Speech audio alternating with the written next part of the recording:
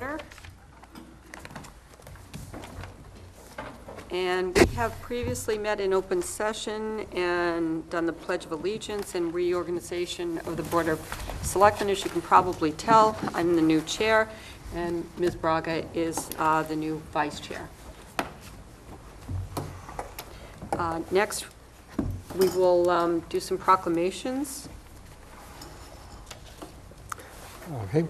Doug first. For Alex Manos, I don't see her this evening, but this is the proclamation. Whereas Alex T. Manos of Boy Scout Troop 40 has successfully completed qualifications for the rank of Eagle Scout, a rigorous and demanding process that teaches patience, perseverance, and teamwork, and requires strong goal setting. And whereas Alex T. Manos met these challenges with aplomb and shall be recognized as an outstanding representative of his family, his troop, and his community. And whereas the Boy Scouts of America, long acknowledged for building fine citizens, calls for a special court of honor to award its highest symbol of achievement to those who complete this rank.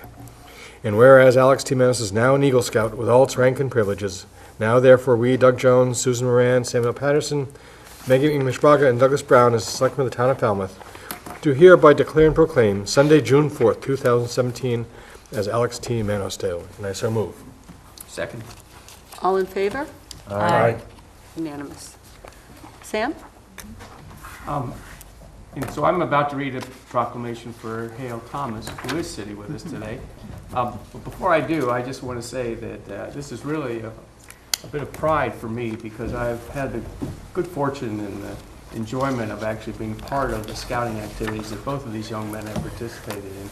And I can tell you that they truly represent young men that have demonstrated leadership aptitudes and skills. And these are fine young men, and I expect them to be very significant in all the organizations that they participate in the future.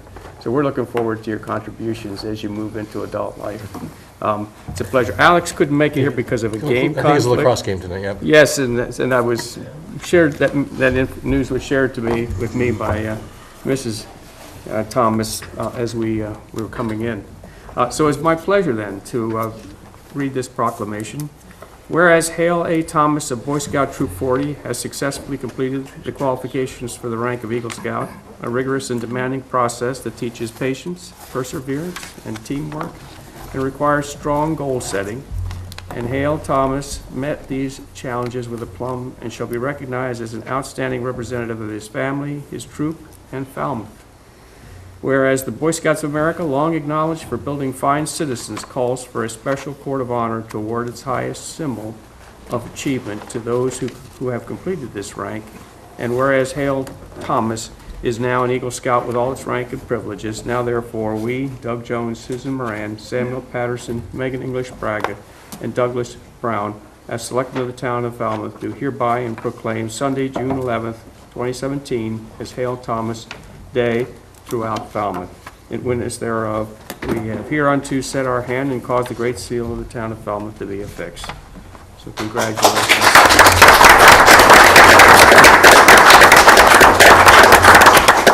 And Alex, we usually give Eagle Scouts a chance to describe the Eagle Scout project that you did to actually earn that Eagle Scout award.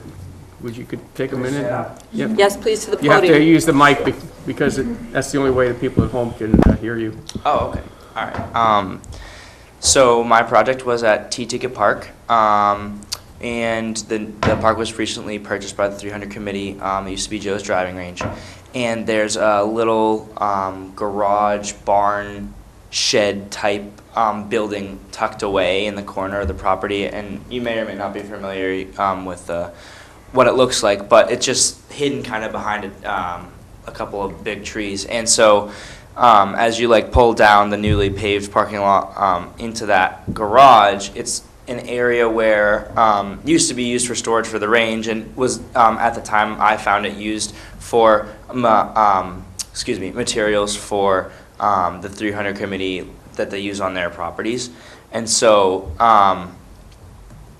we went in, and Mr. Sitter, who it was the head of the 300 Committee, showed me what he wanted to be done, and just to organize and clean the garage. It was, or the, I don't know, what's a barn, whatever you want to call it. And it was really there was tons of trash in it from where like from the previous owner, there was just wood in all the ceilings, and a bunch of bags from the 300 committee. A bunch of bags of endangered species have been uprooted in the and just put in bags and put in the shed, because you can't just like put them anywhere. So we had to find the right place for those to go, and so that there was like probably 30 trash bags filled with those, and we filled an entire 13-yard dumpster on the day of the project with all the trash that was in there.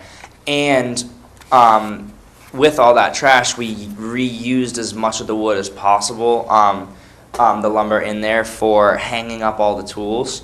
So as you walk in, all the tools that they use to work on their property are really neatly organized, and up on the wall, it's like a row of all the tools hanging, and then we just did our best to utilize the spacing, put everything on the wall so the floors would be clean, and it's a really nice, it looks really nice in there now. It's much cleaner and more organized, and there's a spot for everything, so hopefully it'll stay that way. I'm sure it will, and we, and yeah, so that's pretty much my project. Great project. Great. Thank you. Thank you. Thank you. I'll take a motion.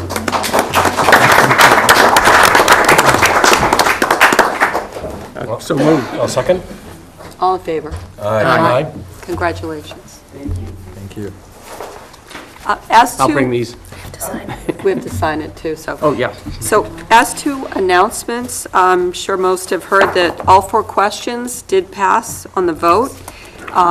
With respect to Tony Andrews Farm, there is a Facebook page. If you don't have to belong to Facebook. If you just Google the Tony Andrews, Friends of Tony Andrews Farm, or Friends of Andrews Farm, you'll see the Facebook page pop up. You then click on the picture that says Hopes and Dreams for the Andrews Farm, and there's a survey that everyone can take and contribute your ideas to the future of the farm. That's the second. And the third is an announcement about a petition to have a 5-cent deposit on NIPS. The Office of Representative Randy Hunt has put out the petition, and you can find that it's House Bill H3528, and the petition itself can be obtained from Paul Hebert from Barnstable, and he's at part of the Charitable Redemption Partnerships, and I understand Mr. Brown's also familiar with that initiative. Just been following it and promoting it. Great, terrific. Any other announcements? Yes, one more, and that's to remind everybody that Monday is Memorial Day. Right? And we have always had a terrific traditional celebration there on the green in front of the library, the Veterans Park. So please come out. There'll be a parade starting at 10 o'clock from the green and moving on up to the library lawn. So for everybody that's in town, keep our fingers crossed for the weather, but please come in, and basically it's, again, recognize the sacrifices that our veterans have made for our freedoms. Ms. Braga? I have one. There's an event coming up called Special Needs Planning. It's June 6th, 2017, from 6:30 to 8 p.m. at the Capabilities Falmouth office, which is at 348A on Gifford Street.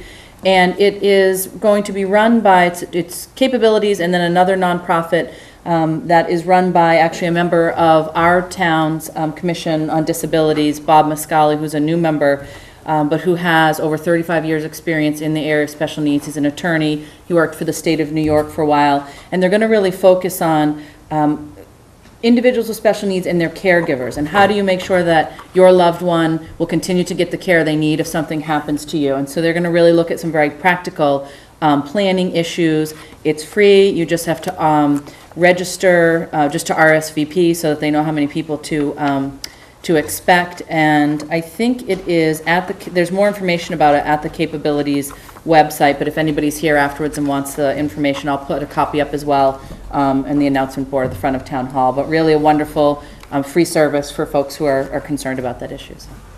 That's great. Anybody else? There's one more thing that's happening this weekend on the 27th is Flags for Vets, the placing of the flags out at the Mass the big cemetery out at Bourne. So if anybody has a little bit of time at 10 o'clock on Saturday morning and want to place some flags, more hands, the better. That's great. Madam Chair, Yes. I think we would want to note that the collective bargaining settlement with AFSCME Unit B was ratified by the board, as well as the extending that same annual wage increase to non-union employees for fiscal year 18. In the amount of 2%, right? Correct, in the amount of 2%. And that just happened in executive session today. Thank you. Thanks for that. Okay, moving on.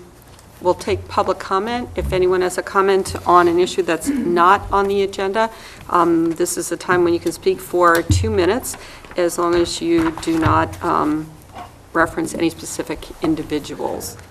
Anyone for public comment? Ms. Finneran.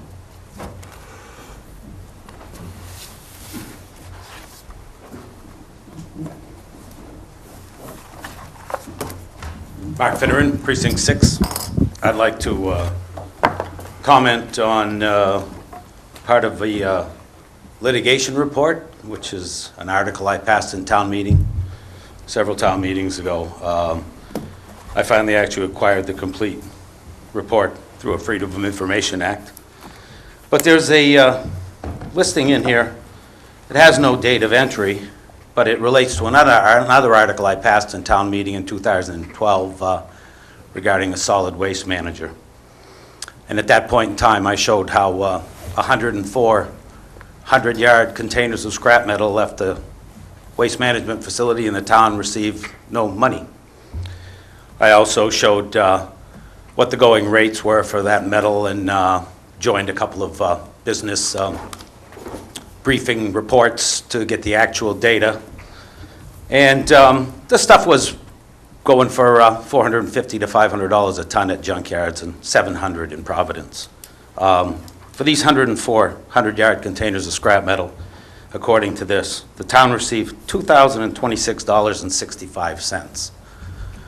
For an item that was going as low as $450 a ton, the town settled for 68 cents a ton, $19.49 for a 100-yard container, which is larger than the largest tractor trailer that you'd see delivering to Walmart or something like that. Something seems amiss here. I mean, that's $1 million, conservatively, in funds that should have gone into the town's coffers, but went elsewhere, obviously, and we settled for this pittance. I really question if our town council is working for us or against us. It certainly makes people who know anything about this shake their head. Thank you very much. Anyone else? Bertha? I'm back again. I returned from the desert again. Cruising needs to happen in Seacoast. This is Bertha Manson, Precinct 7. I live in Seacoast. If giving cruising, if we can't have the cruising, why can't we get abatement on our taxes?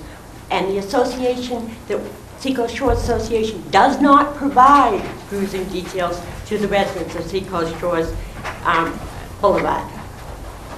I also had an incident last Thursday.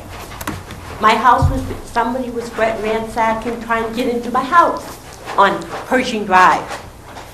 It took 2 hours for a cruiser to get from where they were to my neighborhood. That's not good. Either do something with, either fire Falmouth Police Chief Ed Dunn and have them do something with the cruising. There's no reason cruising shouldn't be happening in Seacoast. We're 20 streets. Let's get something done. Also, give me a dispatcher that doesn't ask if I gave him permission to break into my house. Hello? I mean, all I'm asking you to do is there has to be a better way of not having cruising in Seacoast. We need cruising. I don't care how short-handed they are. We need cruising. We're 20 roads. We represent Falmouth. A lot of us are year-rounders. We're tired of fighting. We want cruising, and we want it done today would be nice. We want you guys to either fire Dunn, give me somebody who will do a good job cruising that area. It's not fair to us having to fight our own battles. I have neighbors that look at me and say, what are you doing telling us to lock, lock, lock, lock, lock? I'm going around telling people lock their house, put their alarms on. I mean, they're breaking in houses at 10 o'clock in the morning. You guys have got to do something. I know nobody wants to do it, but I am saying to you, do something to make my life a little safer. You tell me, oh, they'll keep you safe. They're not keeping me safe when I have to fight the battle when I called them and it took 2 hours for them to get to Seacoast. That's not good. That's bad. Thank you. Thank you. Next, we'll move on to minutes of meetings, public session, March 6, 2017. Oh, yeah, one more comment. Oh, sorry, I missed a comment. Go right ahead. I didn't see your hand before, sorry about Oh, that. sorry. Go ahead. I'm David Still. I'm the Communications Coordinator for the Cape Cod Commission, and I'm here on behalf of the Commission to invite the Board of Selectmen and anyone else to the fourth annual One Cape Conference. That's Thursday and Friday, June 22nd and 23rd. It's at the Resort and Conference Center in Hyannis. Those who are familiar with it, the first day will seem a little bit familiar. We'll be reviewing implementation of the Section 208 wastewater water quality management plan. In the evening, there'll be a meeting of the Cape Cod Selectmen and Councilors Association, which is an opportunity for all of the elected leaders on Cape Cod to come together, ask questions of people who are making decisions that might affect their communities, and hear the same answers all in one, all at the same time. On Friday, we're changing things a little bit. We're broadening things, more regional issues. There will be a presentation of a housing market study that will be released at that meeting. We'll also be talking about things like regional capital planning as well. So I have invitations for all selectmen as well as for your manager, if I could just leave those with you. Yes, please. Registration for it is open, it's free, capecodcommission.org/1cape. Thank you. Thank you. Appreciate it. Just to be sure, no one else, right? Thank you. Okay. We'll move on to the minutes then. March 6th. I move approval of the March 6 minutes. Have a second? Second. All those in favor? Aye. Okay. The minutes of May 8th. I move approval of the May 8th minutes. Second. All those in favor? Aye. Next, we have executive session minutes for, those are being finalized, so that's it on the minutes. Okay, next on the agenda, summary of actions for applications. I'm going to go through each one. If anyone would like to hold them, let me know. If anyone is in the office for a specific event that I announce, please raise your hand so we can see. The first one is an application for special one-day all-alcohol liquor license, College Light Opera, Highfield Theater, June 27 to July 1st, July 4th to 8th, July 11th to 15th, July 18th through 22nd, July 25th to 29th, August 1st to August 5th. Move approval? You want to just hold them all, or? That's fine. I'll take a second. Second. Okay, all those in favor? Aye. Okay. Second one, we'll just do them individually then. Application for a special one-day wine and malt liquor license, Historic Highfield, Sundays, June 11th, July 16, August 6, and August 13. I move approval. Second. All those in favor? Aye. Special one-day wine and malt liquor license, Eric Christensen, EC Event Management, Cape Cod Fairgrounds, Comedy Show, Saturday, June 10. Move approval. Second. All those in favor? Aye. Application for agricultural liquor license, Coastal Vineyards, Falmouth Farmers Market, Marina Park, Thursdays from May 25th to October 11. Move approval. Second. All those in favor? Aye. Application for agricultural liquor license, Cape Cod Winery at the Falmouth Farmers Market, Marina Park on Thursdays, May 25th through October 11. I move approval. Second. All those in favor? Aye. Last one is application for change of manager for an all-alcohol club license, Cape Cod Curling Club, 37 Highfield Drive. I move approval. We have the applicant here? Yes. Oh, I'm sorry. And just to Yeah, we note should. that there was a typo in the report from the police department referring to him as Philip Holland, but it's Philip Holland Bay, but it's just, his middle name is Philip Holland, they just didn't include the last name in that. But the Cory check did come back fine. Does anyone have any questions of the applicant? I move approval. Second? All those in favor? Aye. Congratulations. Okay, thank you. Okay, we'll move on to administrative orders. Actually, I believe we have a 7:30 public hearing. Let's hold the administrative orders and move to the 7:30 public hearing for the application for a new wine and malt common victual license, Crepe Cod LLC DBA Crepe Cod, 649 Main Street, Falmouth. Is the applicant here? Okay, would you come to the podium, sir?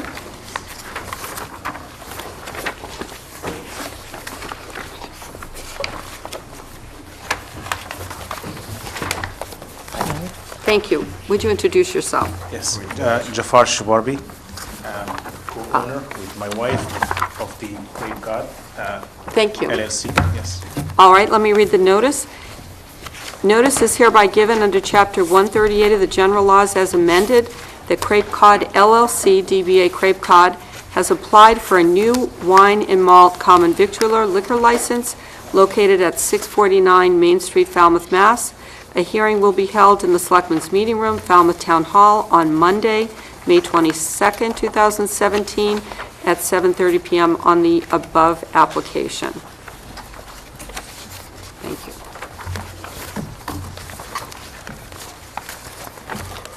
Okay, can you tell us a little bit about your plan? Well, the reason we're applying for the wine and malt license is to use the, to be able to sell the hard cider as our perfect pairing for the crepes that we're going to be offering. And taking advantage of that situation, we'll have wine and beer as well to offer to the public and the customers. That's pretty much what. It's more pairing than opening a bar. Yes? Where is the restaurant located? 649 Main Street. Benjamin Moore. Yes. Okay, thank In you. the old bank. I have another request, if I may take like just a minute from your time. Is it part of the hearing? I was told to introduce that request as part of the hearing. Then, sure. Yes.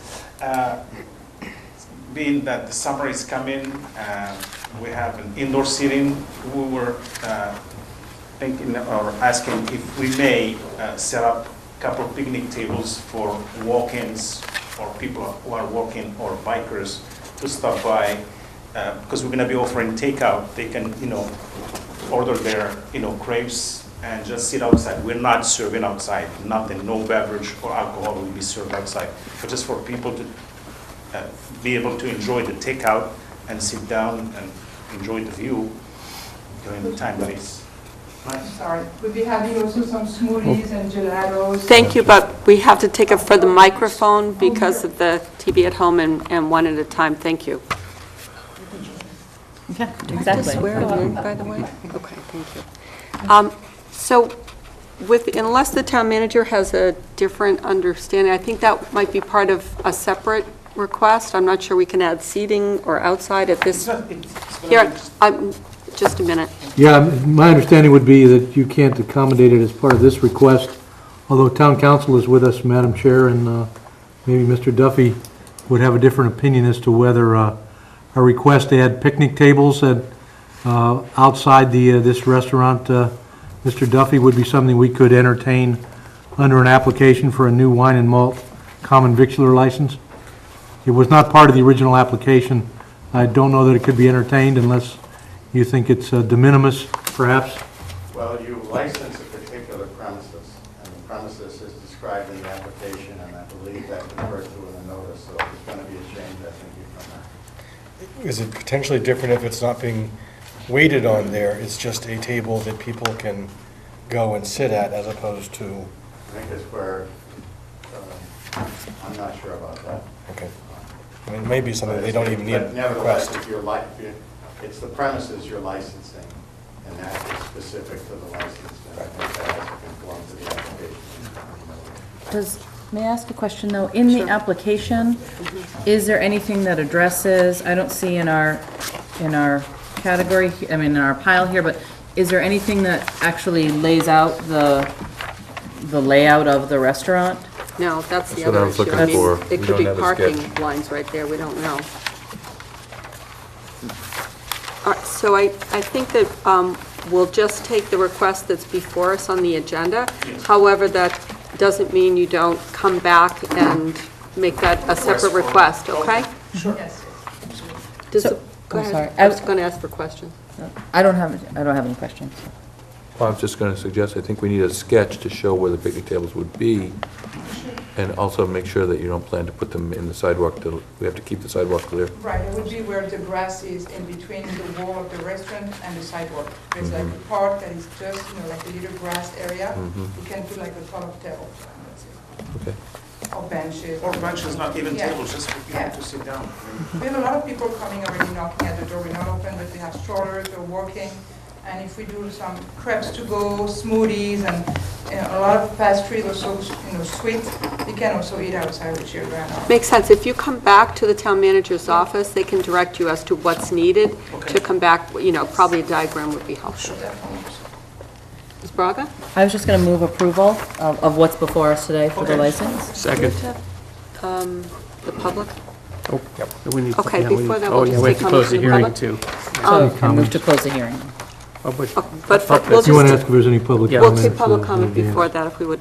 Anyone have anything to say in favor of the application? Hearing none. Anyone have anything to say against the application? I move we close the hearing. Thank you. A second? second. Okay. The hearing is now closed, and there is a motion, You have to have a vote, actually. vote to close Close the the hearing. hearing. Sorry, I'm new here.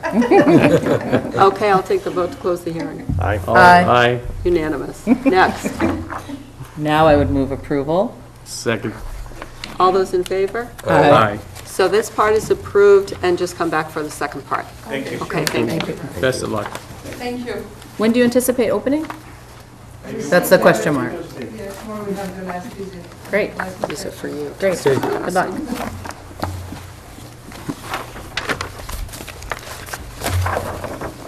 Okay, so before the next hearing, we'll go back to administrative orders. The first item is with respect to a payment from the library donation account in the amount of $639.98 for 2 storage shelf units for the children and the reference departments. Move approval. Second. All those in favor? Aye. The next is to authorize an application to Mass DEP for installation of the permeable reactive barrier. And see, are you ready to describe that, or, sure, could you give us a minute on it? Thank you. Sia Karplus, wastewater, Water Quality Management Committee Technical Consultant. This is a project that is the culmination of several years of review at this site. We've done 2 years of water quality monitoring, looking at groundwater nitrate concentrations. The property is 0 Shorewood Drive. It is under the authority of the Board of Selectmen. You've approved our monitoring wells. Those wells were funded by EPA grants as well as Cape Cod Collaborative, Water Protection Collaborative funding.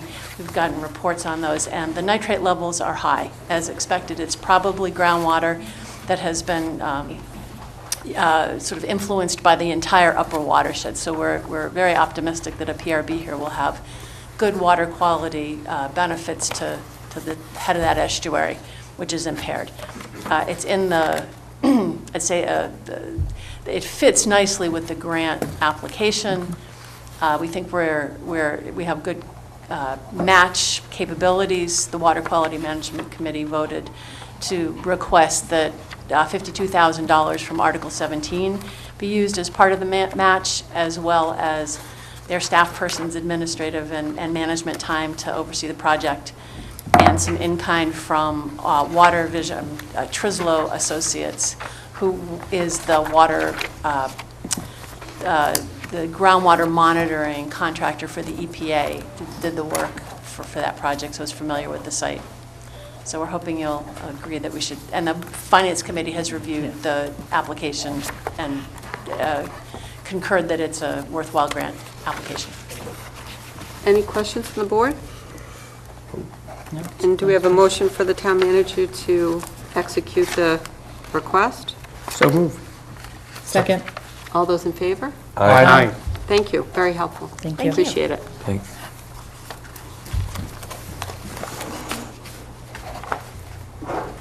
Next, we have, Hearing? Yeah, we have a hearing. pardon? We're in the We're hearing, back so- to the 7:40, thank you. Okay, the next hearing is for a Class 2 motor vehicle used car license violation. This is for Executive Auto Center. Are the parties here? Madam Chair, I think town council could make some introductory comments, if that Thank would you. be agreeable. Yes, please. Madam Chair, congratulations on your selection, and I wish you success in your tenure as chair of this board. Thank you, Mr. Duffy. I'm just going to make a couple of introductory remarks, and then we'll turn it over to Inspector Christopher Carroll of the Division of Professional Licensure. But on March 6, 2017, inspectors of the Mass Division of Professional Licensure, which is the division of state government that monitors used car dealer licenses in the state, they visited the town of Falmouth and inspected a number of our used car dealers, and they found violations at 3 of them. They are Executive Auto Center, 118 East Falmouth Highway, Falmouth Auto Center, 614 East Falmouth Highway, and Battles Auto Center at 14 Depot Avenue. These violations I've been represented to me are all really consumer protection law. The division reported these violations to the Board of Selectmen by separate letters on March 20th and requested a hearing before the board. Now, we have a situation here where the violations were noted and were recorded by state inspectors, but this board is the licensing agent for Class 2 auto dealer licenses in the state, and you, as the local board, have the authority to accept the report and to take action with respect to the violations. So, Chief Christopher Carroll is here. He's the Chief Inspector for the Division of Professional Licensure. He will give you the report and recommendations, and I'll step aside and let him see. Thank you, Mr. Duffy. Good evening, everyone. Thank you for inviting me down here tonight. I hope next time I come to Falmouth, the sun's out and I can enjoy it. We do too. Just a little background information on what we did. We're a consumer protection agency in the Commonwealth of Massachusetts. We license 28 professions, from electricians, barbershops, cosmetologists. And in addition, our parent is the Office of Consumer Affairs, and they also oversee the Class 2 motor lots.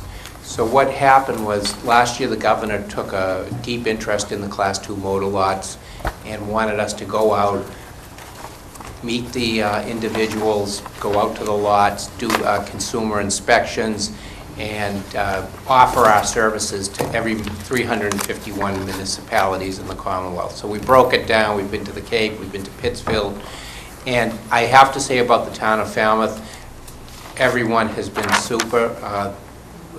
Ms. Davidson went out of her way to accommodate us, give us lists. So we went out, we inspected.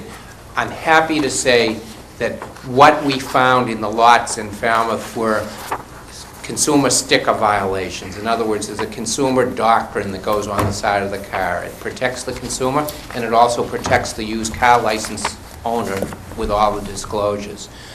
Nothing else in Falmouth. I could tell you other stories throughout the Commonwealth where they didn't have logbooks, where they didn't have records, where they didn't have bonds to protect the consumers, but not in Falmouth. But Ms. Davidson and Councilor Duffy were so proactive. We sent them the violations, and Councilor Duffy said things were very busy with town meeting. Could I come down? Which I would. So tonight, we are an enforcement agency. We're a consumer protection agency. But what we've done in similar circumstances throughout the Commonwealth, when we've had shall we say, violations like this with the consumer violations with the stickers. We've just encouraged, we've tried to be educators first and enforcers second. So that was the purpose. We're thrilled to come down. We're thrilled anytime to come down to your community when you have problems with any one of our other licensees. And that's basically in a nutshell. So I didn't know if you had any questions of me. Anyone? Mr. Brown? I just wanted you to clarify, these seem like sort of minor. Correct. Okay. Correct. And absolutely. But let me say that, you know, your administrators and your council, when we reported it to them, as we requested, that we, you know, if you wanted to take particular action, that we were available to come down. But what I'd like to say is we probably will be back to these communities. So it's, you know, would like everyone in the town that has a used car license to put these prominent stickers on, because it protects the consumer and it protects the licensee, and that's why we're a consumer-based agency. Right. Sure. Yes. Is the posting of stickers a new regulation? No, it's been around for years. Unfortunately, it's no excuse, but we work with the Office of Consumer Affairs, so we took that on at the request of the governor because he's very concerned. What had happened in many communities, and I know it's a long night, there was allegations that there was lockout devices. A person falls behind in their car payments, they're locked out by the corporate lender and shut off. And that's what kind of prompted it. Not in this community, but there were communities where those devices were used. Thank you. Any other questions from the board? Thank you. If you'll just stay around for a minute. Okay. Right. Should I stay here? Or? Sure, or in the front. The first hearing is with respect to Executive Auto Center. Are they here?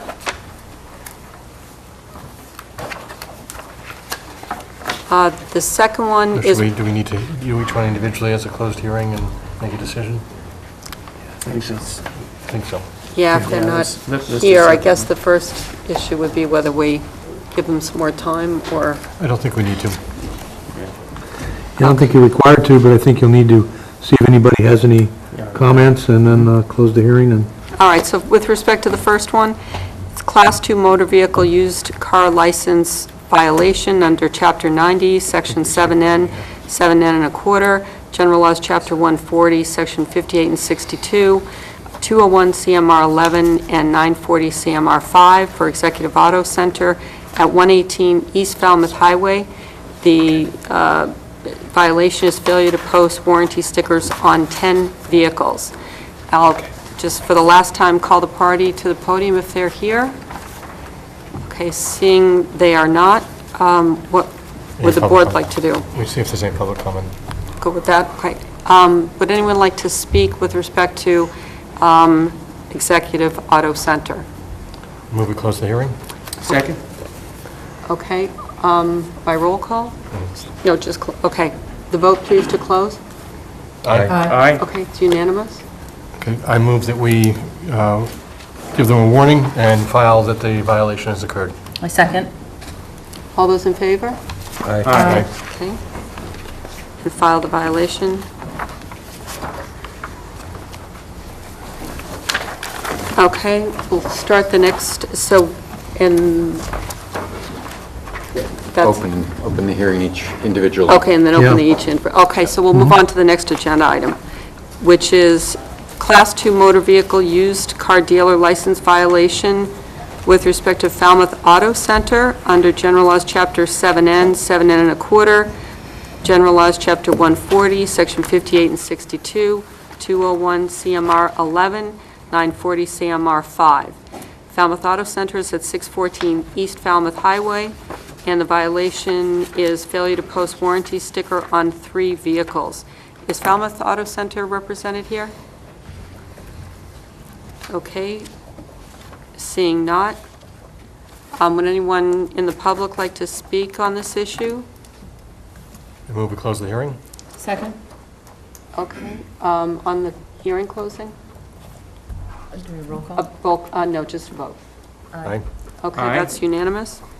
Okay, a motion with respect to the violation. I move we put them on warning and send them a notice to that effect Second. and put it in our file. And the warning will be filed. Okay, there's a motion and a second. All in favor? All Aye. great. Aye. Okay, that's We're supposed to unanimous. ask, because we might have anybody opposed. Thank you. And then we'll hold off for the 8 o'clock. And go back to, let's see here, we have 2C, which is whether to approve a letter of support for application for Mass CZM, which is Coastal Zone Management, for funds under the Coastal Resiliency Program for redesign and retrofit to review alternatives and prepare preliminary design to restore Minot Beach and protect Minot Road. Madam Chair, we have Town Engineer Jim McLaughlin and Deputy Public Works Director Peter McConerty here to make a few comments on this. Jim? Thank you. Thank you, Madam Chair. I don't know if everyone has been down to Minot recently, but this past winter, spring, we had significant storm damage, and the beach on the west of the parking lot is pretty well eroded out, and there's an exposed concrete structure that's fairly significant. We've gone back and looked at the photographs from 1950, which we have on file with our office, and looks like, and of course the road has been relocated since 1950, but there's probably about 400 to 500 feet of erosion that's occurred inland from where it was in 1950 to its present condition. Where we're looking at the bridge reconstruction and expanding the Bourne's Pond Inlet, doubling in size to include the flushing, to improve the flushing of the Bourne's Pond for water quality purposes. The issue of the sustainability of the road and the water main that's under the road is a concern, and there's grant money available from CZM. We have an estimate from our consultant to do a study and identify possible solutions to that problem and restoration of the beach, and that's what we're requesting the board's support on, that application to CZM for that grant. The grant amount that we'd be seeking is $170,000. There's a 25% match, which would be, we would intend to make in kind with work from the engineering division to support the study and as well as the preliminary design that would result from it. Thank you. Any questions from the board? I was sorry, go ahead. I was just going to comment, I appreciate you taking the initiative, because that beach is really in trouble, and I'm glad to hear you coming here before us instead of us having to ask you. That's great. I was just going to echo something similar, that there's been, I've actually received a lot of comments this week, in fact, about asking questions about what's happening at Minot Beach from folks who are wondering what's going on, so I think this is really timely. But also, just, do you know how long the grant, how long it would be until we know if we get the grant, and if so, how long that study, you would anticipate that the study might take place? Sure. Take long to take place? The grant application, and I should apologize to the board for being rather late in getting this before you. The grant application closes on June 4th. So we have a short window of opportunity to actually get the application in. But the award would be within a month or two of that, and all the work, one of the conditions of the grant is that all the work has to be completed by June of 2018. So that's why we're just focusing on the alternatives analysis and a preliminary design, because I think that's all that we can reasonably expect to accomplish in that short time. Sam? I have a question. Are you considering a beach nourishment, I should say, as a sort of a supplement to for the time being? Not at this point in time, no. I think there's there's been some work done. Right now, there was some exposed water main that had previously, when the road was down lower, there was a water main in the roadway itself. And from time to time, with some of these storms, sections of that water main become exposed. It's no longer active, but we've removed the sections that have been exposed, as well as some of the debris that's placed there along with the foundation itself, which is a fairly significant structure. Doug? Is there any mechanism for like emergency beach nourishment? I mean, we got a destroyed beach out there. It's hazardous. Sandwich had the same issue last couple of years, and we can certainly follow along the course that they took. We tried different kinds of actions and eventually got some money to do it. But do you have any other ideas, Mr. Suso? As to emergency possibilities, I don't, but we will be happy to check on that with some of our companion communities and determine whether there are any options for essentially being able to move forward without all the permits in an emergency. And to get back to the board, I'll be happy to look into that. I mean, it's a real public safety issue right now. It's a tough situation. It's even more severe than one that we had a couple of years ago because of the nature of the storm. So we are quite concerned, and as you've noted, the Selectmen, it's great that Jim and his colleagues in Public Works have stepped forward to proactively look into this and see if we can come up with some outside assistance as well. But we will look to see whether we could expedite it in any particular manner. Isn't there also an option that we do have some nourishment for other beaches? Could we just prioritize and say, well, we were planning on going one place, saying, actually, this is the place we need to move forward more quickly? Something else to look at? Yeah, I Ms. would just Braga? say on that point, one, you know, it is a beach that's really utilized quite a bit by Falmouth residents, so it's a very popular beach for folks who live here, but, you know, I think aside from just the safety piece of it, you know, I worry the next storm that comes, you know, are we just, you know, sort of crossing our fingers hoping that more significant damage isn't done? So if there is some in-between, I know it's a bit of a Band-Aid until we come up with perhaps a better long-term plan, but if we can explore that, if there's something that we can do to just shore things up a bit while we're working on these other pieces so that we're not, you know, at a crisis level if we have another storm during the summer or in the fall before this comes. Maybe Absolutely. sort of a capital addressing plan. It's almost like a snowstorm where, you know, in the winter you have to deal with the snow. Ice and snow. In the spring, you've got to look at the sand. Sam? Yeah, it seems to me we could expect this kind of, you know, seasonal kinds of thing, or periodically this is going to happen. And we need to be looking at establishing an accelerated nourishment program, if you will, through the county. If it's the county, dredge is going to be required or something like that. But I think we should be pursuing how we can quickly address a situation like this in the future. And get in front of it. Yeah. You know, there are accelerated repair programs, you know, under this Massachusetts School Building Assistance Program. It does take some paperwork, but I think we need to look at how we could address something like this a little bit more quickly. Hey, we've got more coastline than any other town in Massachusetts, so we ought to have some kind of an option available to us. Great. And are we ready for a motion on the letter of support? Yes. I move that we send that letter of support. Second. Okay, all in favor? Aye. Thank you very much. Thank you. Great. Thanks, Jim. 8 p.m. Okay, and then we'll take our last hearing, back to the 8 o'clock agenda. Class 2 motor vehicle used car dealer license violation under General Laws, Chapter 90, Section 7N and 7N and a quarter, General Laws, Chapter 140, Section 57 and 62, 201 CMR 11 and 940 CMR 5, with respect to Battles Auto Center at 14 Depot Ave. The violation is failure to post warranty stickers on 5 vehicles. Do we have anyone from Battles here? Thank you. If you could come up.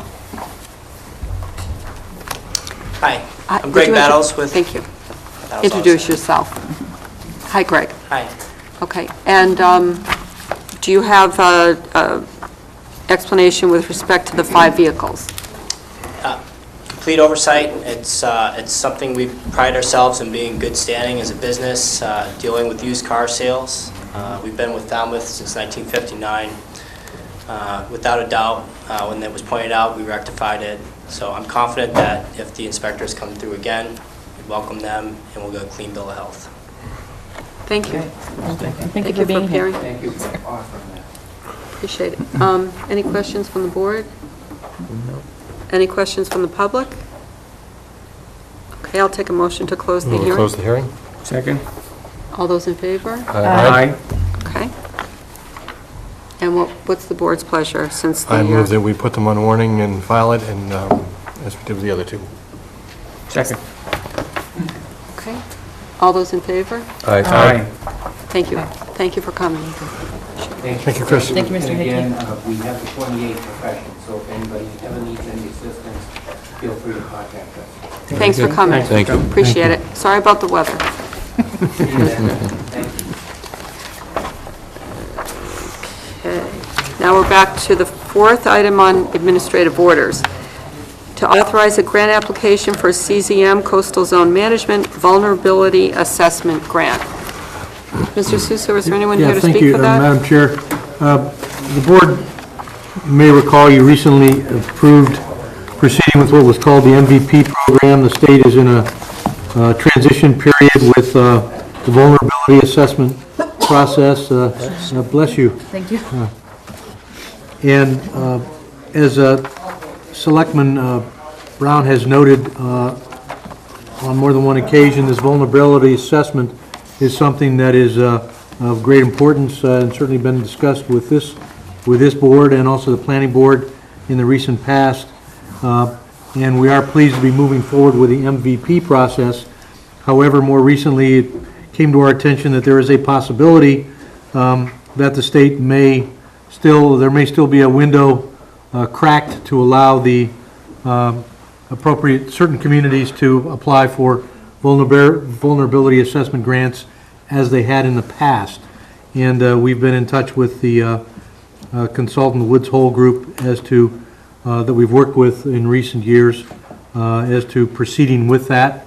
And this request would be to for the board to allow us to make that application in the event that we might perhaps qualify and be able to advance the process more quickly than we would otherwise. And I welcome Selectman Brown's further comments on that, as he's been one of the champions working with us and moving this forward. So you're running a two-prong approach. You're getting certified in case that's necessary for the application. You're also trying to see what you can do under the old system. I'd say it's a good description. Pretty good. There's a good chance that we won't have the training completed at the time when the vulnerability assessment comes into play. But Leslie Fields at the Woods Hole Group said other towns are going through the same process right now and are no further ahead than we are. So we won't be the only ones. And she said that she's been getting signals from Coastal Zone Management that they're not really going to apply the rule this year to require the MVP to be in place, because I think they realize it's unreasonable when the training program's not even in place. So I think that we're probably going to get the Coastal Zone grant. If we don't, I propose that we still prepare at the town meeting to request the funds for the $80,000 to fund this grant independently. If we get the grant, we only pay 25%, which would be $20,000. But if we don't get it, I don't think we should wait another year to put off our planning, just to wait to hope somebody gives us a grant, because like we see what's happening with Minot Beach, and this vulnerability assessment is the first step in moving forward to fixing these problems. So, Well put. thanks. And just to follow up, I think it's in line with really this board's focus on planning around the issue of resiliency and mitigation, knowing that we have all of these challenges in front of us. So I think it goes well with the focus of this board, as well as other committees and boards in town. So I think there's no downside to moving forward with this. Madam Chair, if I could just interject. Yes. I guess it's restating the obvious, but with the comments we just had about Minot Beach, it sort of brings it home, and that is a threat that could occur at any time, as this board is more than amply aware. So this is timely, and we're hoping to be able to move forward on it expeditiously. Thank you. I'll take a motion. Well, I just want to point out, I mean, the planning board has been looking at this for quite some time, and I know the Conservation Commission is also concerned about these issues, so it's not just our board that's got this within their radar screen, but other boards as well. So this, Absolutely. I think this has broad support. I move that we move forward with the vulnerability assessment coastal zone grant application. I second that. All those in favor? Aye. Unanimous. Thank you. Thank you. We'll move on to the special events. The recurring recommended, there are, let's see, 2. The first one, Paul White Road Race, North Falmouth Library, Nye Park, Saturday, July 1st. Second one is the Purple Flag Relay, Run for Recovery, Born to Provincetown, stopping at the Falmouth Police Station to place a purple flag. That's Saturday and September 23rd. I move approval. Second? Okay, all those in favor on both? Aye. Unanimous.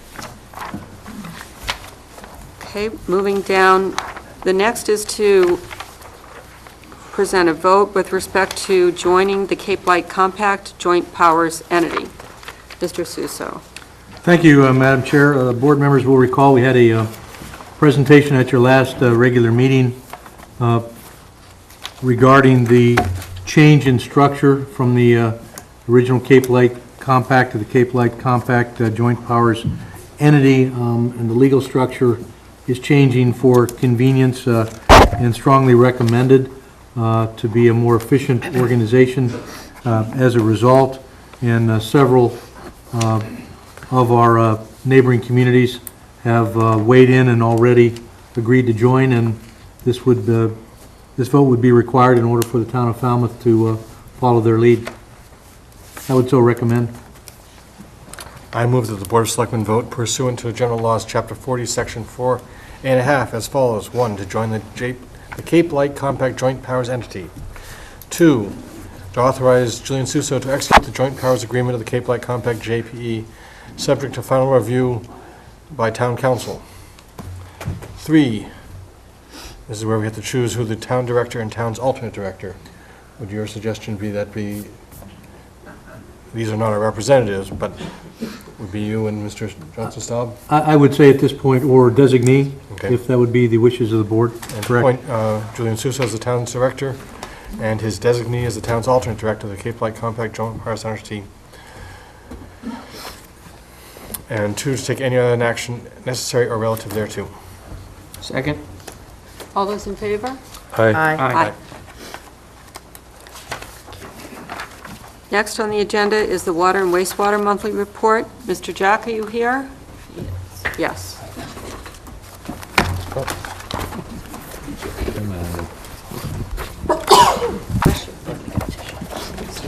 I have one.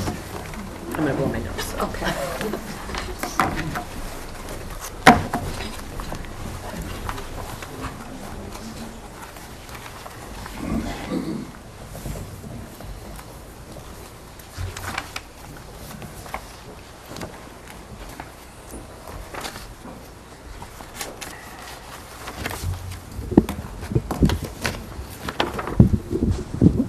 Good evening, thank you, and I guess first order of business would be for me to congratulate Selectman Patterson and Selectman Moran on re-election Thank you. to your seats, and I just want to say that I hope that it's going to be another very productive and happy for years.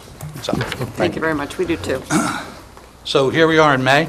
It's getting ready to start the plant, so it's just about complete. I'll be going over when we'll be able to actually start it up. But for the financials, original contract was $20.4 million. The adjusted value last month was 21.6 on Little Pond. For April, which is last month on this report, the actual value is 21.608. So it went down about $34,000. The month before, when we were talking about March, it had gone down during that month too. So the actual percentage of contingency here is about 5.8 right now, was at 6%. Now it's down to 5.8. And I actually do expect the numbers to go down on the next report as well. So we're 93% complete as far as the funding goes. Almost $20 million has been paid out. Started on May 20th. Final completion has actually already taken place, but officially it'll be June because they still have a couple small punch list items to do. The $50,000 is not attributed to any particular item. It's a placeholder for another change order that is going to be coming that generally should have a fair amount of credits on it. So it's unusual to see a contract going down in the final throes. Cash flow, as usual, as long as the lines are close together. So we have 21.6 million is the adjusted budget. The original budget was 20.4 million, and then 19.98 is what has been paid out. The only work that was actually completed during this past project period was on Route 28, milled, paved, and striped. Went full width from Spring Bars down to Scranton, and then on North Lane only from Scranton down to Lantern Lane. One of the benefits of this, and especially in this area of 28 here, this is in front of the 99, and from Spring Bars Road up here, coming down the north side was where the force main went for the wastewater construction. So we were responsible for coming back in after they did the milling and doing the base on the trench. But we were able, Mr. McConaty and I were able to work successfully with National Grid for the work that they did throughout this whole area. And they are the ones who actually fronted all of this work. So it was a big benefit to us. Then this is the lift station on the mall. And this is the view as it would appear from the parking lot of the mall. This is 28 heading west toward Friendly. So this is Friendly's over here on the left. So it came out rather well. This was the Mara Vista paving along with sidewalk. And that was it for Little Pond Sewer. For Long Pond, original contract, $40.9 million. Adjusted value, 41.2. So from a change order perspective down here on the bottom, we're still not even at 1% on the change order values. Completed, it's 97% complete, and you have two numbers here showing only so that on the chart you don't see that there's going to be a number that's different, but there's the earned amount and then there's the actual amount that is paid out once we hold the retainage. So on both of these projects, we're getting ready to release the retainage. We've already started on the Little Pond sewer service area. So that happens at the end of the contract. The completion, final completion on the project is going to be between June and July. That's not really going to affect any kind of traffic or anything like that. That's predominantly for decommissioning Long Pond. We can't decommission that until this one is fully operational and has been on for several weeks. Cash flow, once again, as long as all three lines are running close together. So we have the original value at 40.9, the adjusted value 41.2, and the paid out amount is 38 million. So where we are for the past month on the SCADA system, which is Supervisory Control and Data Acquisition, that is the computerized control system for not only this plant, but the entire water system. They were switching over to controls predominantly for the Crooked Pond plant so that it will be controlled from this plant. Ozone startup and testing is occurring. Everybody's continuing the process equipment testing, final painting, staff training is ongoing, loam and seed on the exterior, and as you can see in this picture up here, the grades are already set for the areas off of the road, but this still has to be loamed and seed, or has to be hydroseeded. And then it's expected that we're going to get all of our inspections completed this month. Maybe the last one would be the first week of June, so that the facility would be operational sometime in June. In theory, we could have pushed the edge of the envelope to try to get it started up just before Memorial Day, but I did not want to do that. You don't want to take a new plant and make it run 100 miles an hour the first time that you start it up. Okay, so we're best served if we wait till after Memorial Day. We can handle it with sufficient sources now, and then have all the time to fine-tune the plan when it comes online. So this is the interior. This is looking at the filters. So this is one of the filters in the middle, and then along the back there are the dissolved air flotation processes. This is the training room, the control room, and while I'm on this particular slide, well, maybe I'll wait till the next slide, but this monitor here is the security system with the cameras. These two monitors here are for the operators to actually control the plant. And this is a shot of what one of those graphic screens looked like on the SCADA system that shows in detail all valving, gauges, control points, process flows, where that process happens to be, as far as whether a tank is full or empty, or whether it's on or off. So there's a considerable amount of information here. And earlier this month, when the selectmen were touring the facility, our own chairman of the board sat in front of this screen, and the plant was operating at the time of the visit. So that she was able to shut the plant down through the SCADA system. That constitutes the first actual shutdown of this facility by a municipal official, because all other times has been done by the contractor. So congratulations. Incredible experience. Turn it back on. Right. She did it well. She did it well. Everything went well. This is the motor control center. That I know it looks like it's just a reverse picture, but these are both sides of the MCC control banks. This is a plate settler.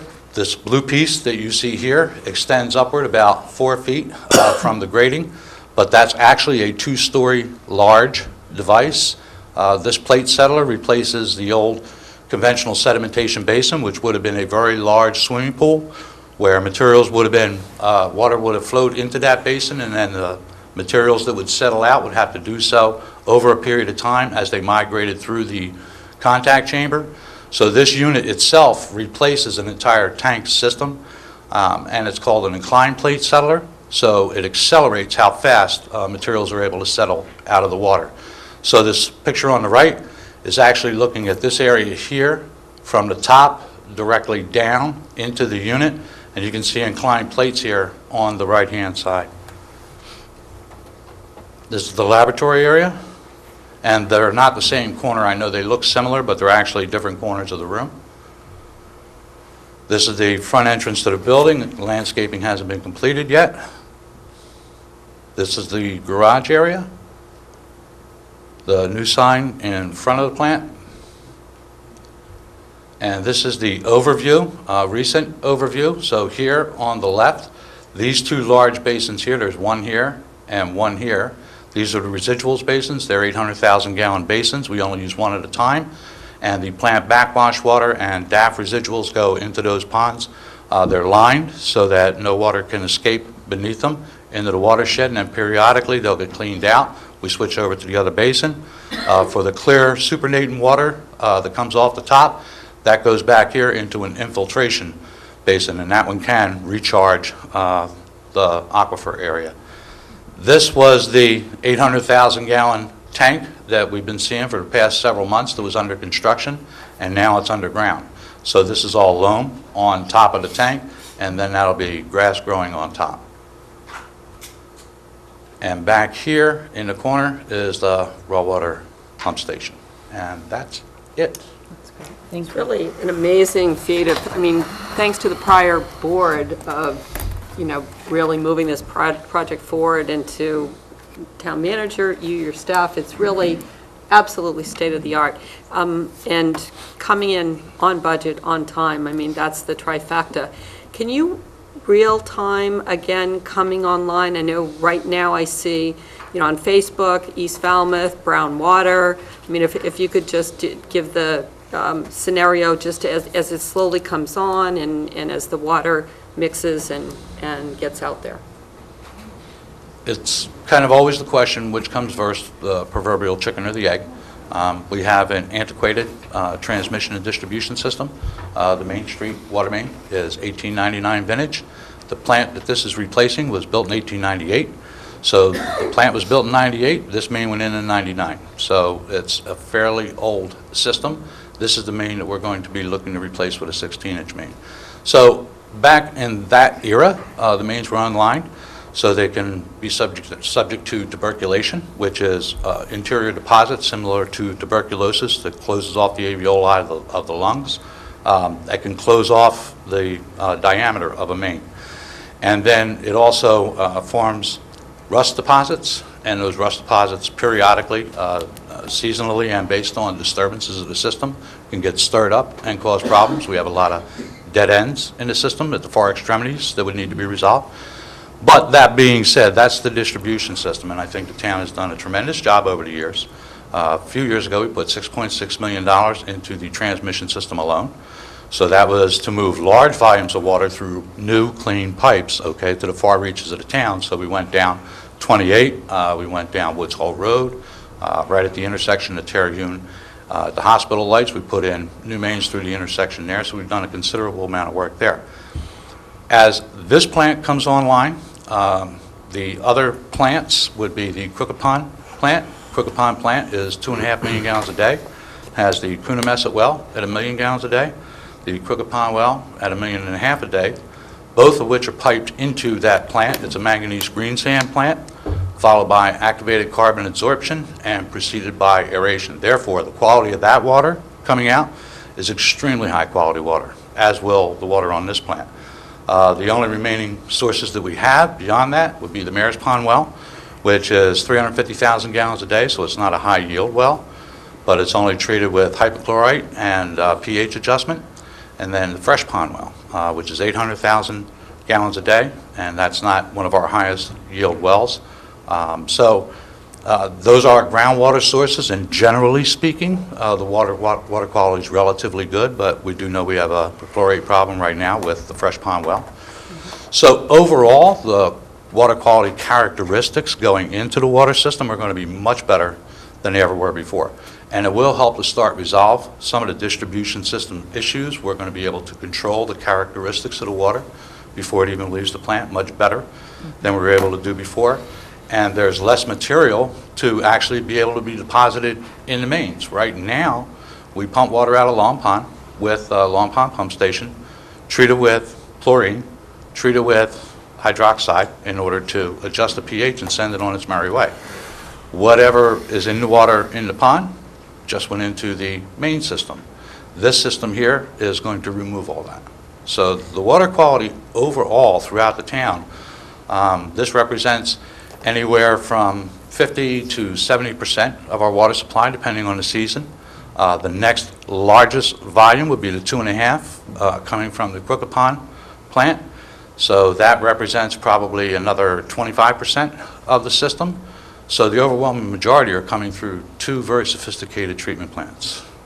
Thank you. Oh, sorry, just to follow up on that, could you just remind us, because I know when Mr. Rafferty was talking about, you know, the sort of the system in general and concerns about it, is that water mixed together at some point? So the water from the different sources, are they coming into the same system and you know, mixing together essentially, or are some going to particular, you know, the areas that they're geographically close to? How does that work? Because I know some people they ask that question about, you know, if we're going to have this extremely high quality from this new source and maybe, you know, from the Crooked Pond, and then, you know, where people always want to know where their specific water from their faucet is coming from, which well and which source. Okay. The highest system pressures that we have are at the sources. So that's where the larger diameter mains are located. Coming out from any of those sources, depending on what their actual production volumes are, the larger the mains would be. So then there will be a transmission system that comes out from them. Residential connections are on the transmission system, but we're talking about 24-inch, 20-inch, 16-inch mains, 12-inch mains. The distribution side is like 8- and 6-inch mains.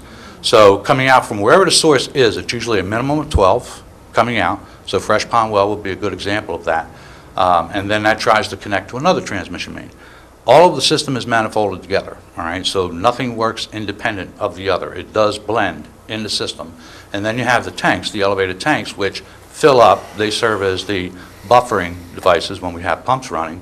So the pumps are providing water to the system itself, and then it will overflow, if you will, into the tanks. And then when it gets to the predetermined level, it shuts off. no pumps are running, and the system can run off of gravity from that. Now, when it comes to the actual blending, though, I'll use Fresh Pond as an example. Predominantly serves the area around Fresh Pond. So when that well is running, then those in the immediate vicinity receive that water. As soon as that well shuts off, a reverse flow occurs. The water is going to come in from whatever other sources happen to be running or the elevated tanks. So in theory, you could run one source 3 days straight, fill the tanks with that water, and then when that source shuts off, all of the town will be receiving water from that source. But as a rule, we have multiple sources running at different times. They all get blended into the system, all get blended into the tanks. So, Great, thank you. Todd? So when we did shut down the Fresh Pond well, it seemed to change the dynamic, and the water was maybe flowing a little differently. And some people reported that their water quality improved, and I don't know, what the total effect was, but the question is, when we do put this new plant online, it's going to be water coming from different directions. Do you anticipate having to do like flushing and stuff in conjunction with the firing that up?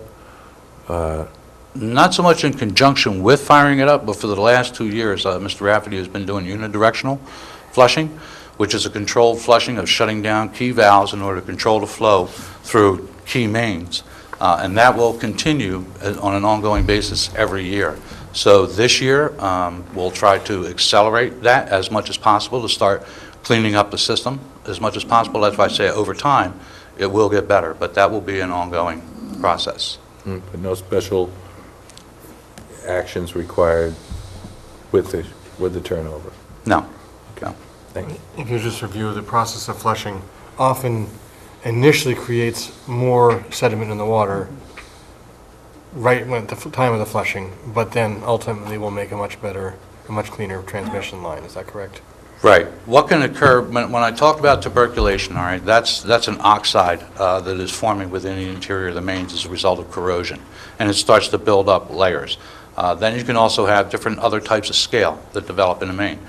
When you go to flush a water system, your goal is to intentionally have a very high velocity. You want to create a high velocity, a scouring velocity within the main to remove those materials. In doing so, inevitably, it stirs the system up. There's no question about it.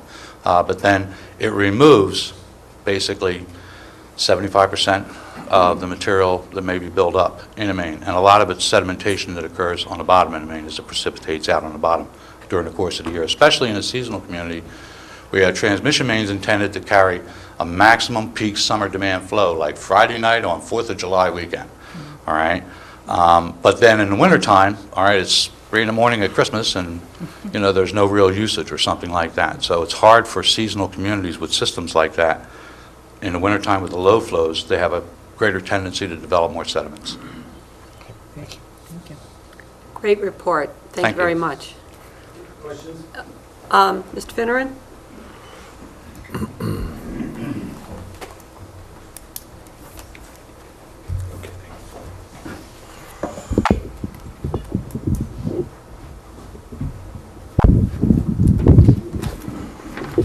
Mark Finneran, Precinct 6.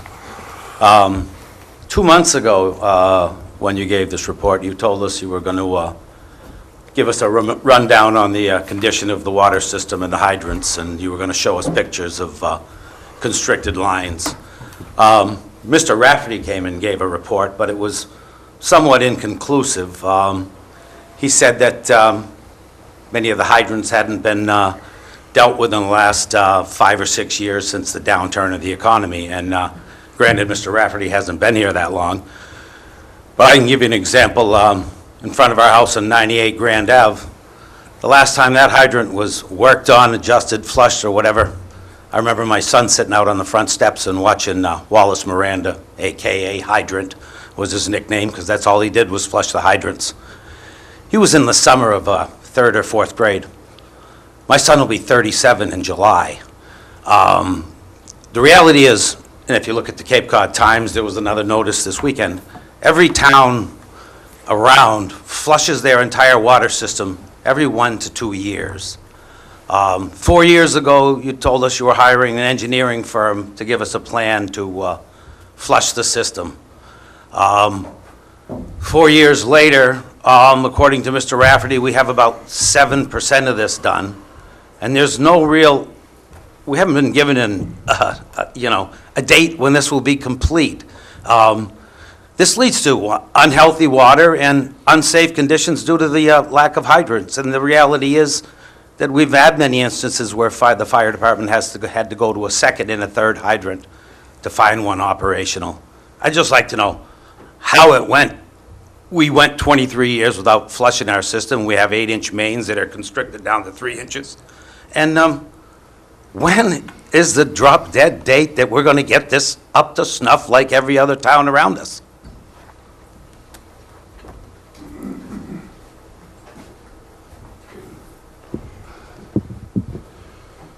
The unidirectional flushing program is that consultant study that he was referring to, and we do have that, and that is the guideline by which Mr. Rafferty is flushing the system. And under that, the goal is over a 5-year time frame, which will be going on continuously, but it would take 5 years to actually do the whole water system, and that would be 20% of the system per year. It is not true that the water system has never been flushed in 20-some years. It was actually flushed 3 times during that time. So as far as the overall reporting, it wasn't I who said that I was going to give a report on the fire hydrant system or the system per se. I was going to be providing the board with a system overview of how a water system operates overall, but it wasn't going to be specific to the fire hydrants. But that issue was addressed by Mr. Rafferty at a public meeting where he did give that information. So. And one last question, if you would. In terms of further replacement of the mains, is that done by the capital plan, or is it done by inspection and a certain amount a year? It's generally done by capital planning. And one of the difficulties we have had, of course, over these difficult economic times is, yes, the town has had to scale back on a number of its capital programs. But I can assure you, we move further and farther than most towns do. And I am heavily involved in the waterworks industry throughout the Commonwealth and have been for many, many years. I've served on the board of the Mass Waterworks Association. I am past president of that organization. I'm on the Water Resources Commission for the Commonwealth. So I am intimately involved at all times in these issues, and I know many of the communities involved and what their particular issues are. For us, we are unique. We are different. We are a surface water source. These other communities are predominantly groundwater sources. We're the only one in the southeast area here, and especially on the Cape, with a surface water source. There were a number of years where you could not and would not responsibly go flush a water system where it was going to take a large volume of water over a long period of time in order to do that, when we would have been under drought conditions for Long Pond. So that's also one of the driving forces that we have. This year is really a good example of that. We were under a severe drought for almost a year, and they just last month started to lift that. Thank you. Thank you. Great report. Don't go anywhere. We're moving on. The next one will be an update on Upper Cape Cod Regional Transfer Station. Mr. Jack, the DPW Director, and also incorporated that is, of course, a discussion with respect to the rail trail.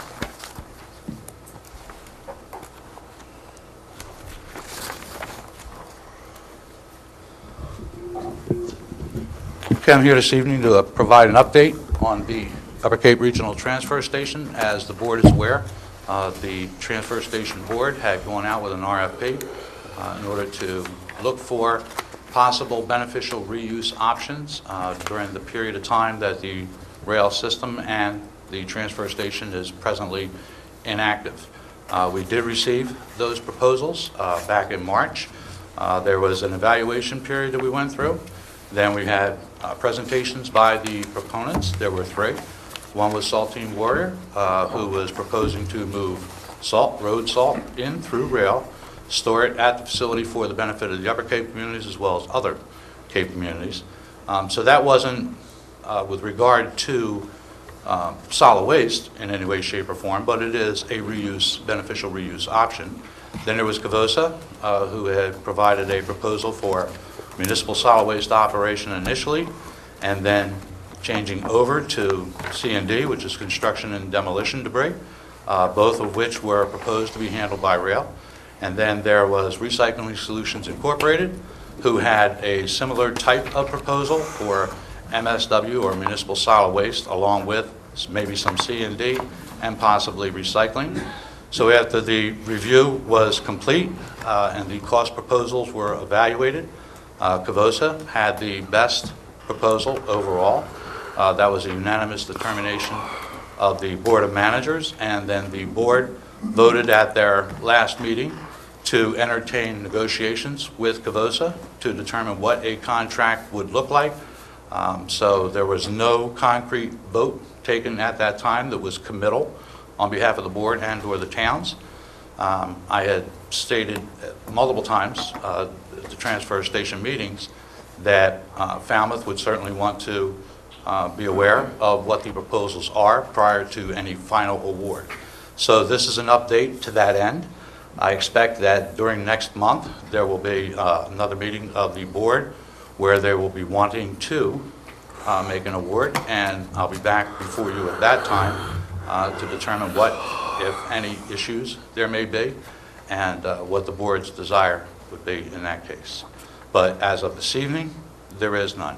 So there were several proponents of the bikeways or bike enthusiasts at the last transfer station meeting. There's been a fair amount of press. Also, Mr. Glenn Cannon of the Cape Cod Commission, who was the one who had performed a feasibility study for a bike path along the rail corridor, was present at the last Board of Managers meeting. So this update is not just going to be on the transfer station, but to make sure that the board is aware that prior to any final determinations on any award as to what some of the issues may be as it affects the rail. Thank you. That was a long-winded opening That was a slide. good intro. So this was the proposal from Cavosa. It was similar to that which was proposed by Recycling Solutions, except this one was a bit more attractive. So what we have here is it's a 5-year term contract, and I'll be talking about that in a minute. So that's the period over here on the left. The base fee is how much money would be paid by Cavosa to the Board of Managers over the course of a year. So the year one is a smaller amount because if the contract were entered into in June, this is discussing a calendar year proposal, so that would basically only be a half-year startup on that one. So then you can see that it continually increases over the contract period, so the 5-year total would be $390,000. Then we had another category for a performance fee at TPY, which is tons per year. So if they had any other additional incentive type of financial proposal that they wanted to make, this is where they would do it. So this whole chart here was structured based on Recycling Solutions proposal, because they had indicated that from 0 to 30,000 tons a year, that there would be no other incentive or performance fee paid. But that from 30,000 to 50,000 tons a year, that it would be paid at about $1.50 per ton for that 20,000 ton value. So then that's where these figures come up here in these two ranges on Cavosa's proposal, and it shows that over a 5-year period, at those values it would be $202,000 if it was up to 30,000 tons a year, and if it was up to 50,000 tons a year, the value would be $337,000. Then when you add that to the base fee, over 30,000 tons a year would equate to $600,000 a year, and just over $700,000 a year if it was 50,000 tons per year. So there were two basic fees involved. The base fee is independent of anything else, gets paid no matter what. The other one on the performance fee is going to be tonnage related.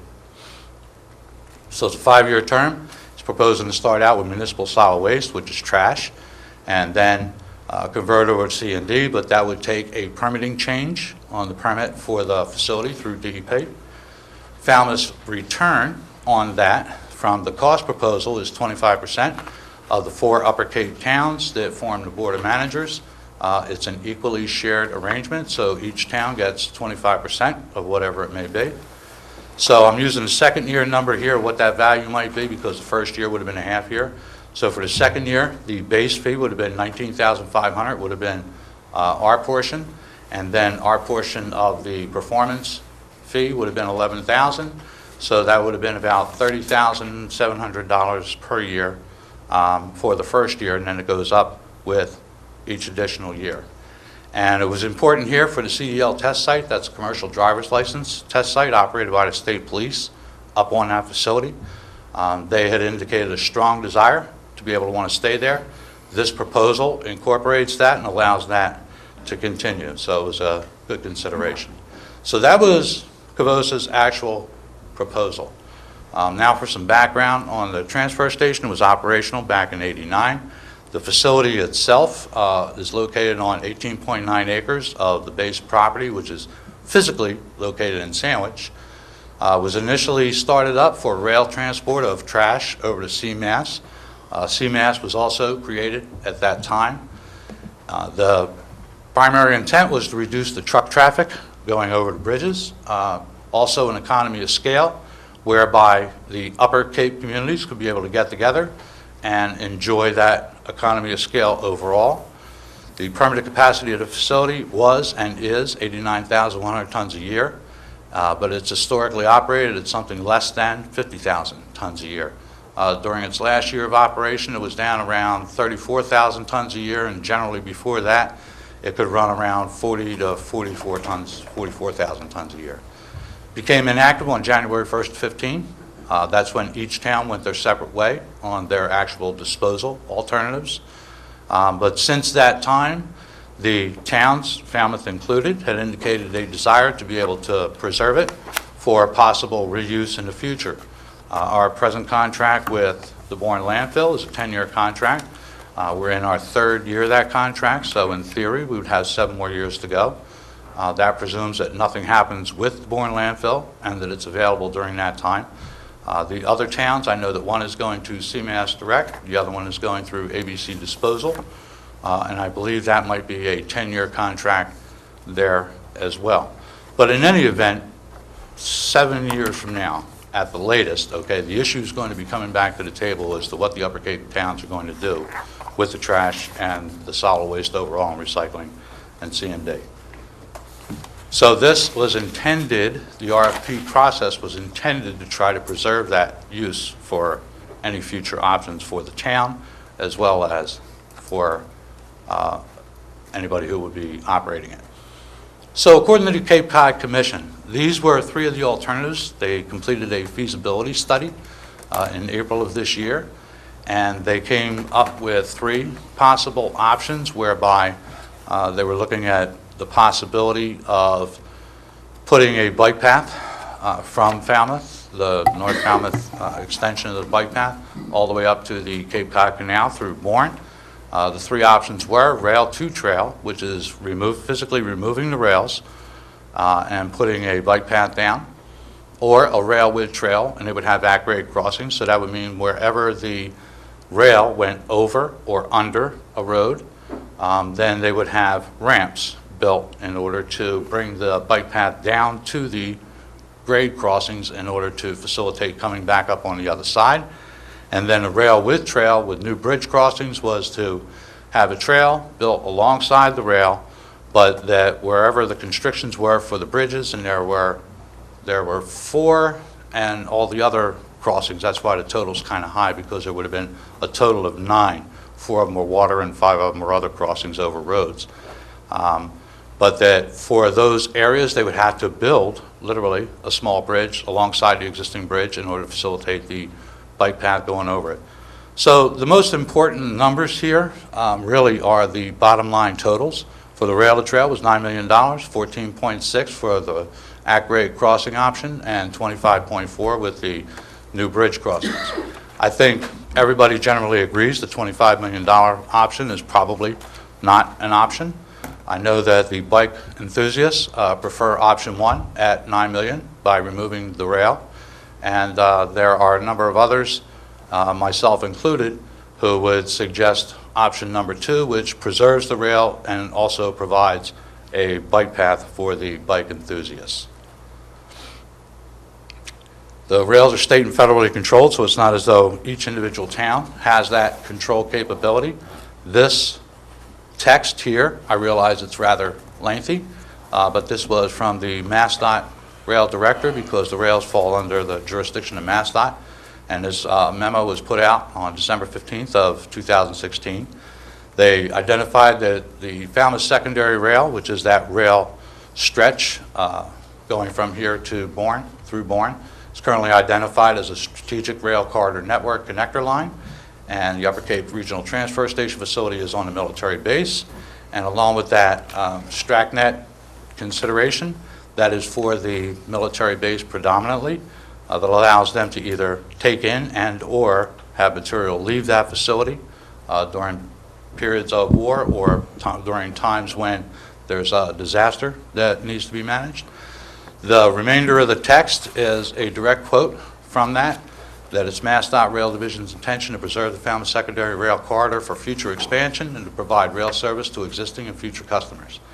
For all the above reasons, MassDOT Rail Division does not recommend an extension of the Shining Sea Bikeway in Bourne that would interfere with the existing active rail right-of-way known as the Falmouth Secondary. So in general, you're looking at 6¼ miles for that distance. I've only outlined here the rail with trail because if there was going to be a suggestion as to which approach there would be, this would be the one that I would suggest. So with the at-grade crossings, this is the one that's the middle of the road, and 5 locations where the rail goes over the road, 2 where the rail goes under the road, and then there are 10 other at-grade crossings. However, those are common to all 3 options, so they share the same cost apportionment for those.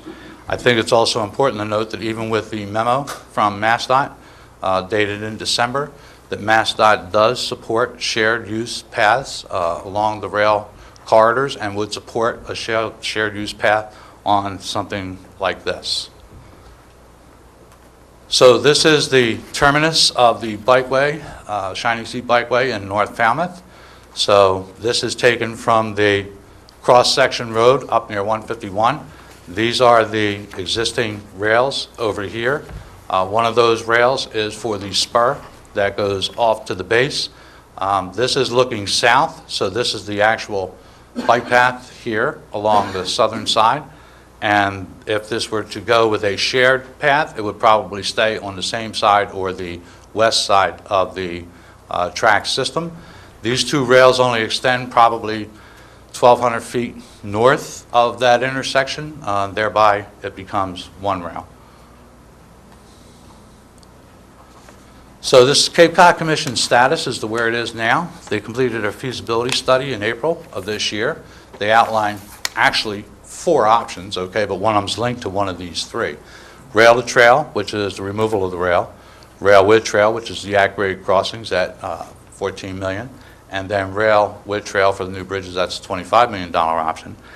And they threw this one in there. There was no other information associated with it as far as costs or viability, but relocating the rail system to the east side of Route 28.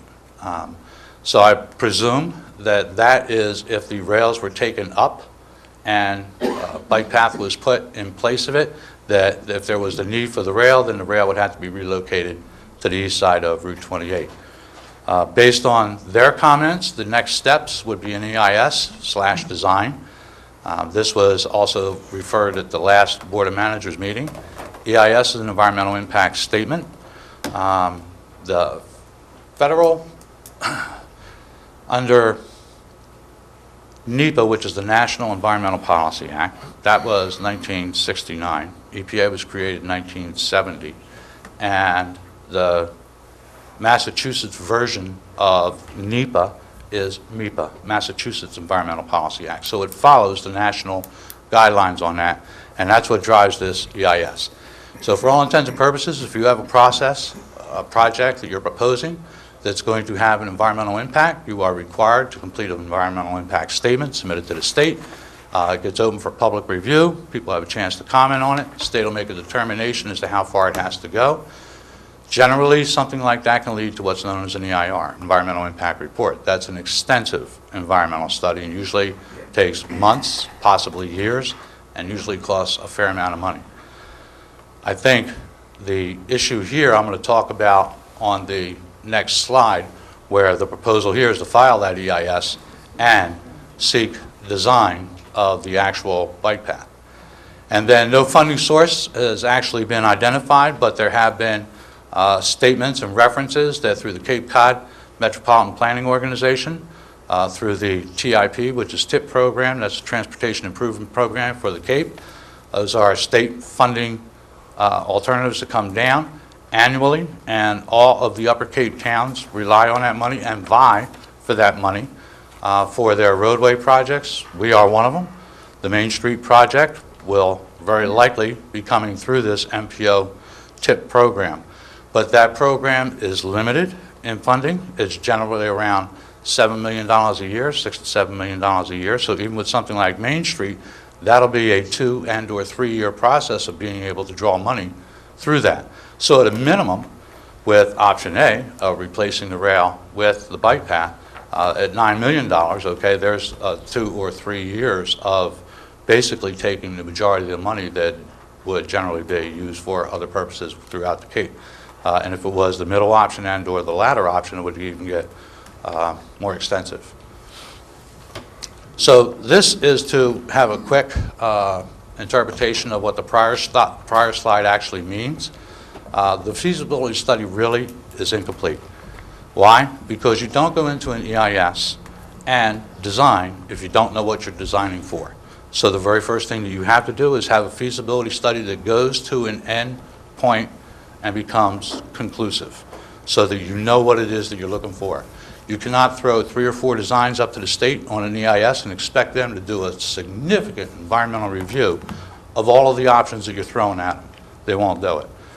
So that's why you don't have any EIS or design until you decide on an option. And part of that decision process in this case is that the rails are owned by and controlled by the Commonwealth. So at the beginning, they are the ones who have the ultimate authority over that system. If they were to decide that they would not allow the rails to be taken up, there's not a heck of a lot more to study. If it's going to be funded, whatever the process would be, whether it be option A, B, or C, it should be funded separately and not through any local TIP program or MPO program. It should easily be able to, I think, go through the legislature for state or federal funding. It is a very noble cause. I know that the bike enthusiasts are very enthusiastic about this project, and they have every right to be, and I understand that. But option A may be the most cost-effective from their perspective. However, option B is the one that preserves that future use of the rail for the Upper Cape towns. So with regard to the transfer station, the rail does reduce truck traffic. Having an interim use, which is what we're looking at with the Cavosa option, preserves future options for both the facility as well as the rail. Railroad trail would preserve future options. Elimination of the rail transport system should never be taken lightly. That is 6¼ miles of a rail system that at the present time, I don't think anybody actually knows what 10, 15, 20 years down the road may look like for what could theoretically occur there. I do know, with regard to solid waste, that the Bourne landfill closes, and if that rail is gone, all this waste is moving by truck. That's a reality. So rail with trail, there's also greater bicyclist as well as pedestrian access along the route, and this has to do with those additional at-grade crossings that are being done under that option. If you just pull the rail and put the path over where the rail was, then wherever those crossings occurred, where the rail was over a road, the path would just continue that way. Where we would have the rail with trail, there would have to be a ramp down to access the at-grade crossing and another ramp coming back up on the other side. So at all of those points, it actually enhances the pedestrian and bicycle accessibility of the bike path.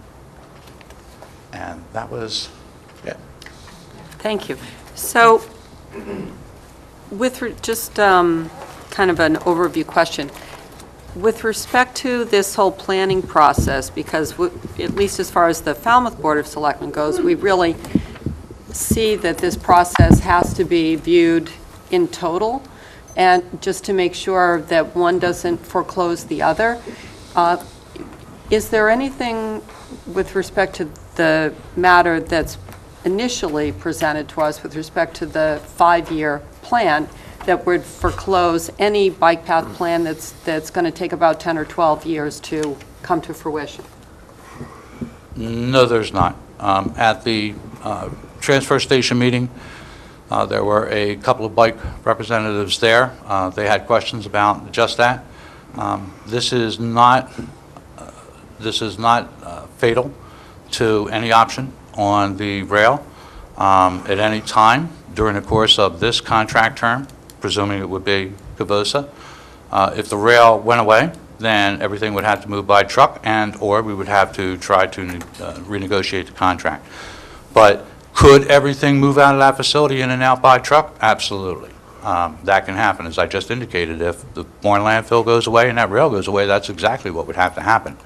But that can be negotiated. It's not fatal. It may be, I think, more attractive for bike enthusiasts to not have a rail that is in any active use at all at the present time, for whatever period of time it may take to come to a conclusion. But this is not fatal to that process by any stretch of the imagination. Thank you. So this was just a presentation to the board, but we will have some discussion among the board and then take a couple of comments from the audience, if you'd stick around just for a bit. Sure. Doug? Has there been any discussion with the Otis about whether or not there's any real need for them to have the rail? The report indicates that they had, and that the military had responded that in the event that they ever had to mobilize, or some other base had to mobilize and for whatever reason needed material from this facility, that rail transport would probably be the way it would go en masse, and that would be true. Mm-hmm. But I don't know what those possible uses of the base would be. And I had one other question. While I was having lunch at the Lobster Trap there last weekend, I was looking at that long peninsula where the train track comes out and then it crosses the river, and then a little shorter peninsula. That would be quite a lot of bridge work, and I wonder how in-depth the Cape Cod Commission study was with the cost estimates. Any indication of that? I mean, I couldn't get that much out of it when I went online and read it. And that really is it. I mean, it's a large document, over 200 pages, because it contains a number of statistical information on different areas, but the actual report itself is relatively short, and in their defense, if you will, that was really initiated as a small feasibility study, just to take a look and see what options might be available. As interest grew while they were going through that process, then they kind of tried to expand a little bit more, but they were limited funding-wise and everything else as they prepared that report. So there's a considerable amount of work that has to be done. That's why I say whenever you come up with a report that proposes to relocate a rail line over several miles, you're looking at a massive cost. You need to discuss it. You need to qualify it and quantify it, and that was not done. It was just thrown out there in the report as some type of option. So there's more work that would need to be done on the feasibility side. I think for anybody to any of the towns to be able to sit down and have an informed decision process. Thank you. Okay, I'm pleased to see members of the Bourne Selectmen. Are there any elected officials that have a question or would like to speak? Okay. Scott? Yeah. You're the next best thing. Can I use this? Absolutely, please. Thank you. Welcome. I want to thank Ray and all of the board for making this a really inclusive discussion about the rail and waste, and it's all connected. And on that, if I might, I want to recognize Selectman Abraga for bringing this up to the board, so great. Thank you. I should introduce myself. I'm Scott Lindell. I chair the Bikeways Committee here in Falmouth. I think it's important that as Ray says, the feasibility study that's been done so far on the potential extension of the Shining Sea Bikeway is still a work in progress. And there is a lot more study that needs to be done. And I think we really need a discussion of all the stakeholders who might use that rail corridor in many of the different forms that have been described in the feasibility study. And my hope is that, that the board won't take any action on a possible waste hauling contract that could somehow jeopardize keeping all those options open at this stage. It sounds like we have plenty of time. There's no rush to get into a 5-year contract, particularly if we have a 7-year contract already waiting for us in Bourne. So I just want to make 3 important points about the value of the bikeway and its extension north. As probably most of you know, you endorsed a bike plan whose #1 priority is the extension of the bikeway north. You know, we got another half mile or mile to go to get into Bourne. That would be Falmouth's responsibility, and then the other 6 miles would be Bourne and a regional responsibility. So we shouldn't do anything that might constrain those options without full public discussion, like we're starting today. Second, this extension is a key piece in a regional plan that the Cape Cod Commission and many other towns are forming here for an 88-mile continuous multi-use pathway from Woods Hole to Provincetown. Now, there's already plans to bring the path from Provincetown to the trailhead in Wellfleet. You've read about the new bridge they put in Dennis, they extended into Yarmouth, and that will continue into Barnstable. And then Service Road between Barnstable and Sandwich will take you down to downtown Sandwich and then into the canal. You can see this all coming to fruition. And this 6.5-mile piece that we're talking about tonight, we don't want to be the ones to block that in any of its forms. And third, here's an independent testimony to how our beloved Shining Sea Bikeway is a great economic engine and a tremendous tourist interest. If you go to TripAdvisor and you type in Cape Cod attractions, the #1 attraction is the Shining Sea Bikeway, not the Cape Cod Rail Trail, not the Province Land Rail Trail. It's our bike path, and extending it will only increase its value. I note that Patty Johnson, representing the Friends of the Falmouth Bikeway, went to the trailhead this weekend, and in an hour or two, she got 50 signatures of people from all around the region who, not just Falmouth and Bourne, who want to see that extension. It's a favorite place to bike. So in closing, what I'm asking the board is to step back, think of the broader public interest. It sounds like you're already thinking that way, and in fact engage some kind of public meeting process to vet all these ideas, trash versus bike versus, how do we move forward from this? I know that some of us have already reached out to our state legislators. We need to involve the state. I mean, obviously Mass DOT and their rail corridor folks need to come to the table and talk to us. They've been sort of opaque up to now. So I hope that the Board of Selectmen can join with us to make that happen. Thank you. Thank you. Kevin? I think I know something about rail trails. In '88, I started building the Shining Sea Bikeway. And we've done this before. They didn't want to bring the trail down here. It took us 20 years, but in 2008, the trail was built. And it was built by Mass Highway. And the money came from Mass Highway, and it came from Senator Kennedy, and it came from the federal government to build that rail trail. And so I think that can be done again. And let's go back to the Air Force Base. The Air Force Base no longer has any tracks on it. They have removed them all. They no longer need it because they don't have the fuel requirements they had when they were flying F-15s. So there are no tracks. They took the tracks out. The warehouses that used to have tracks to them, the tracks are gone from the warehouses. So it's effectively abandoned. And I think the Air Force or Joint Base Cape Cod says, we don't really need those rails anymore. And the other thing is, The transfer station hasn't run for a couple of years, I don't think, or not much. I think this is a great project and we should do that. Let me tell you something, we do bike counts on the rail, on our trail. And the most used trail in the country is from Boston to Lexington. The second best used, most used rail trail in the country is the Shining Sea Bikeway. So, you know, this is something important. And I think that, you know, and it was all good information and thing, but I think the best use of that trail is to put the bike path in there. It will connect from Cape Cod Bay to Edgartown.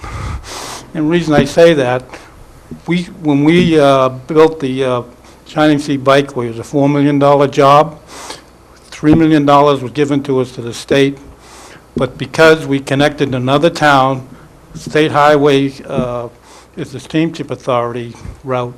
If you connect to another town, we connected at 8 Oak Bluffs, they gave us $4 million. The cost that we did to for the bike path back in '88 cost the town $175 for a slope easement.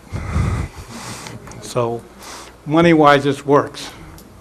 And I can't see otherwise. And just yesterday, I walked down from Gray Gables down to about 3 miles on the bike path or on the railroad, and it was really nice. And I think the transfer center hasn't been working for years.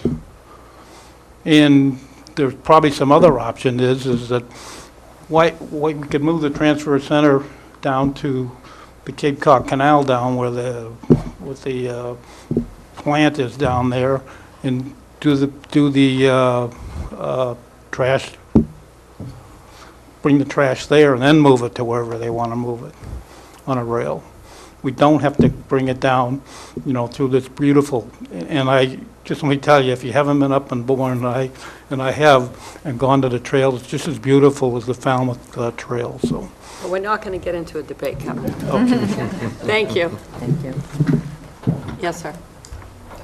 Thank you, Selectmen. I'm Nathan Robinson. I'm with the Friends of the Bourne Rail Trail. I have a little bit of a sunburn on my face because I was actually out on the trail yesterday with many people that are in this room. And I just want to speak on behalf of the Friends and speak on behalf of the, you know, literally hundreds of people that we have met that are really excited about this project. And I guess you can call me a bike enthusiast. I'm also a human enthusiast. I'm a safety enthusiast. I'm a community enthusiast. And you know, the vision that we see for the Shining Sea Extension or the Bourne Rail Trail is really a way to connect the communities across the Upper Cape, Sandwich, Bourne, all the way to Falmouth, all the way to Woods Hole.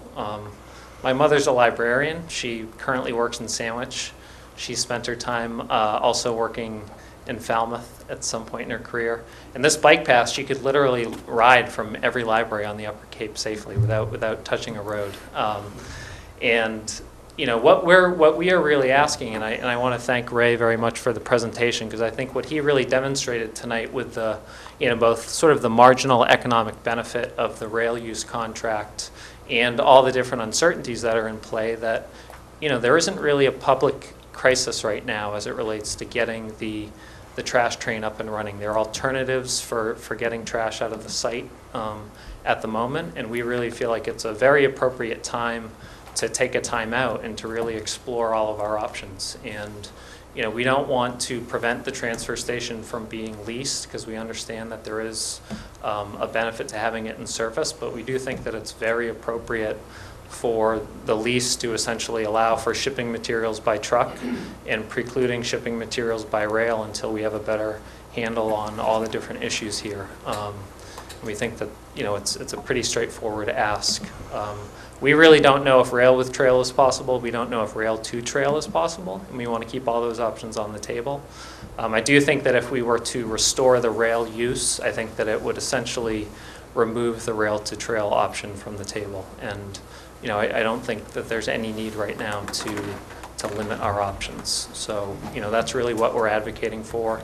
The Bourne Board of Selectmen have unanimously endorsed sort of continuing to study the project. And we're going to do a lot of creative things to come up with ways to potentially help fund the next phase of the study. We understand that there are, funding limitations, as Ray pointed out, some different scenarios that essentially made it seem like it was highly unlikely, but, that's one set of numbers, and there are other funding sources that, we want to tap into. And, the community has really come out in huge support of this project, and it's been so inspiring and so sort of empowering as somebody who grew up in Bourne to see people really, really excited.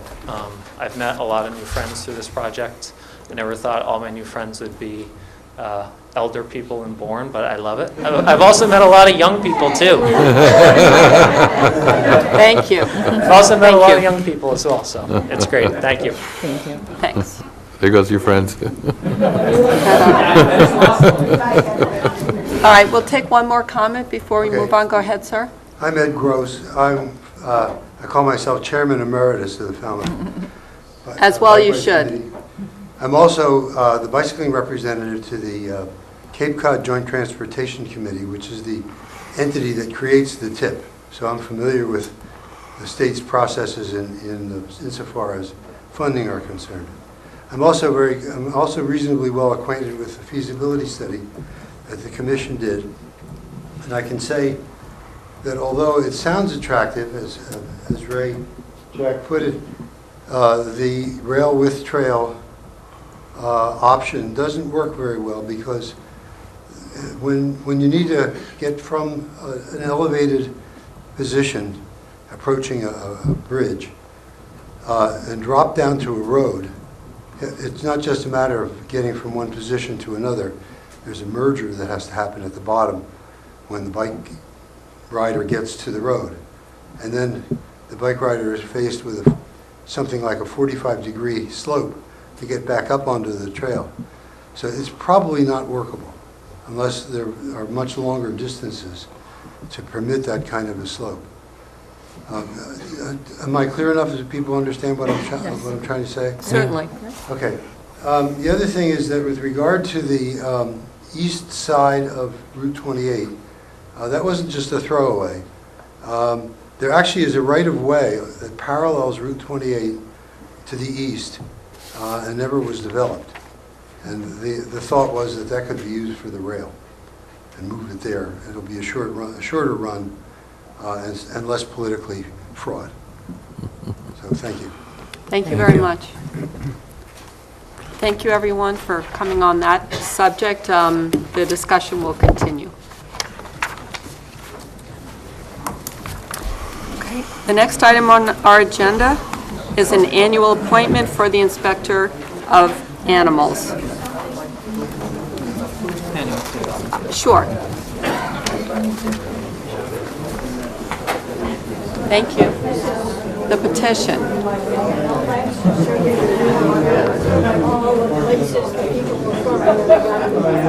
Fantastic. Thank you.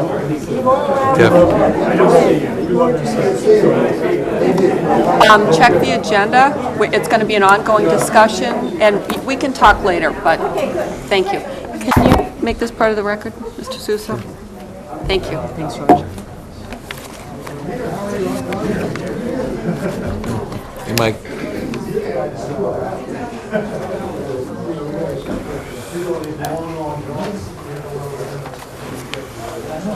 Mr. Suso, can you,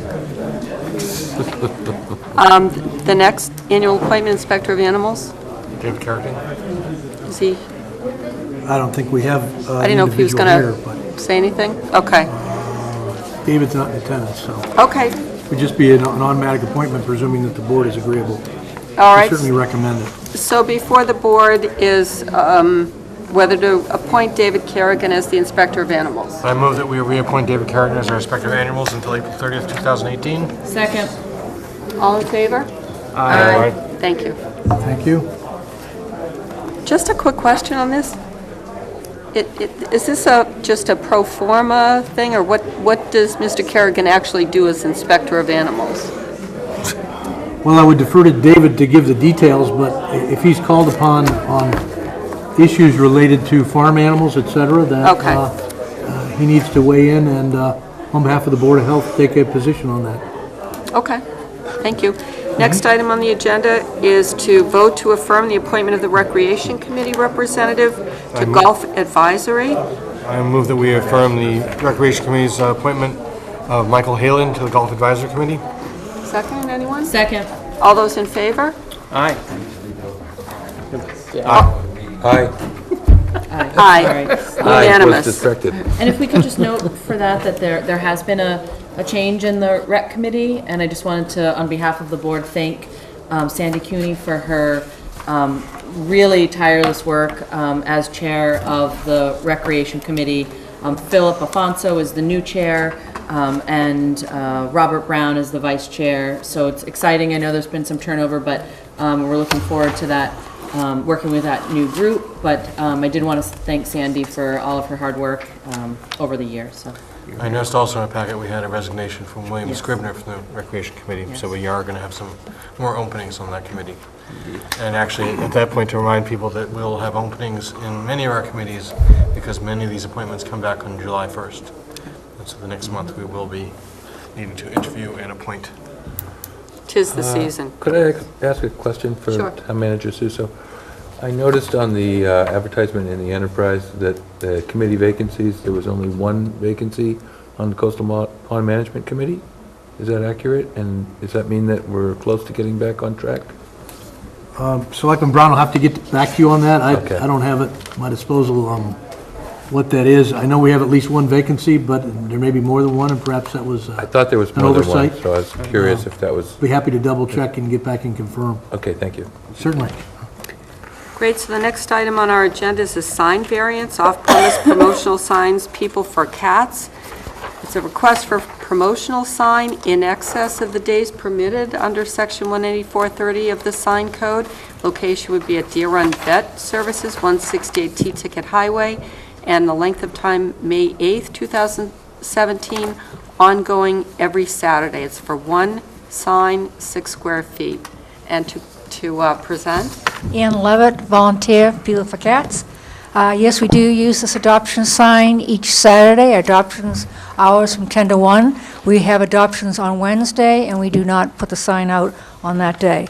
As you know, a lot of traffic comes through. I think we've adopted our kitties out to various towns, also throughout the New England states when we have many people visiting here.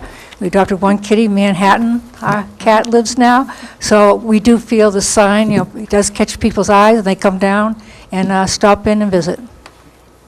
We would request it each Saturday. any questions, Sam? Is this in-depth, just year-round? Correct. Yes, we cat shelter year-round, adopt out kitties, yes, we do. Can I mean, I certainly support it. I think it's they do tremendous work. I just want to, because I know we've had sign issues in the past, I just want to be really clear. How does this comport with our policy in general? I know normally it's a variance for a special event. I guess these are special events because there's a special event every Saturday where you're adopting, but I just want to have some clarity because I know we've had issues before where it seemed unclear to the public exactly what the policy was. I don't have the policy in front of me, but, by memory and subject to confirmation, you certainly authorized occasions like this where there have been multiple special events. However, I'm not aware of you ever giving a blanket permanent agreement, so I would encourage the board to put a term on this and sunset the process to allow opportunities for public feedback and determination about effectiveness, et cetera, so that you can review. Generally, you would want to review this at least annually to determine whether or not it continues to be appropriate. And in fact, I would suggest even 6 months, because although this particular item, the board is familiar with, we've seen it before, it might be one that you're inclined to give a longer time, but you do, as Ms. Braga says, have to look at the precedent that we're setting. So, Doug? And we just had a business in here, was it last meeting? 50 feet away. 50 feet away, and on principle, we said we don't want the town littered with signs, and this is pretty similar. I know it's not a business, but at the same time, it's another sign. On the other hand, the number of signs that are up right now that do not follow our sign code, I do appreciate that this is being asked as opposed to, right now, our sign code sandwich board signs are not allowed unless it's advertising a perishable good. I would argue that the adopted cats are perishable. They are. And it's only up from 10 to 1, so it's not like it's up. No, and I just to be clear, I have no, I mean, Correct. I think it's just that we've had business owners asked to put up similar signs, and just so that people know when they're planning for these things, what in general the policy is. I'm just, looking for some clarity and some consistency. I mean, the sign isn't offensive, it's an excellent cause. Is the businesses that you're speaking of, do they have their business sign, their business right there, and they have a sign outside? Some of them, but some of them are, we've had petitioners whose business is hard to see, very hard to see from the road, who wanted a sign. So, we've had a number of. We're not allowed to have a People for Cats sign. We cannot do that. We were told we could not do that when we built our shelter. So we don't even have a business sign, period. Any other discussion? Is there a motion? I would move approval, but I like your idea of it for 6 months.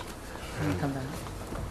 So we're starting May, we're talking May, Or June, make July. it December 31st, 2017, which is, would that be effectively, just so it's easy to remember to come Sure. back next year? Yep. I'll Okay, second fine. that. So we'll come back next January, type of Correct. thing. Oh, before And that, we understand it's on Saturdays from 10 to 1 only. correct. All those in favor? Aye. Unanimous, thank you. Great, Thank you. Thanks Thank for you. all the work you do. Good discussion. It's ironic that the cat place is on Beagle Lane. That's good, easy to remember. Next on the agenda is a request for a waiver of special event permit fee, Jack's Pack, the annual run, Jack Fun Family Fun Run Walk on July 4th, 2017. I move approval of the fee waiver. Second? All those in favor? Aye. Aye, unanimous. Next on the agenda is a sign variance, off-premise promotional sign for the Rotary Club Pancake Breakfast. Madam Chair, I think I need to recuse myself as an active Rotary member. Get out of here. I don't think you have any financial benefit from it, so I think if you disclose that you're a member, that's fine, but I don't think there's I any would reason to agree. recuse yourself. You haven't was seen how thinking many that, but- pancakes he eats, so. I also want to know when, do you remember when the pancake breakfast is? June 10th, The June time? 10th. Yeah, June 10th, is okay. 10 a.m. to, or 9 to noon? oh, not, I don't know, I'm just looking at this. Hey, you gonna make Yeah. any money on those pancakes? or does it say 8 to noon? 8 to noon. Does it Yeah, it's say 8 to noon. Okay. Yeah. There we go. Just I would move approval of the sign variance. Second? All those in favor? Aye. Thank you. Next, individual selectmen reports. I wanted to report that I was able to go to, I think I saw many of you at the Knobska Open House. It was a wonderful event, beautiful view as always, but it was great to see people there. And also I was able to present the proclamation to Jennifer Gaines at the Witzel Historical event on Saturday night. Just in order here, along with the town manager, I attended the offshore wind presentation for state and federal government with respect to various studies that were going on, environmental, topographical, and what it's going to mean to energy production on the Cape. So look for that more in the news. Also attended with the town manager the Cape Cod Selectmen's meeting, of which I'm president. Rob Thieler from Falmouth, USGS, and also Mark Borelli from Center of Coastal Services gave a incredible, timely presentation on sea level rise. There was also a discussion at the meeting about the rooms tax that was presented by Senator Julian Sear, and that there's a proposal being discussed that funds from the room tax, if it does pass, go to the water projects on the Cape with respect to an opt-in process. And also, I'll let down the line talk about Memorial Day, I guess. Ms. Braga?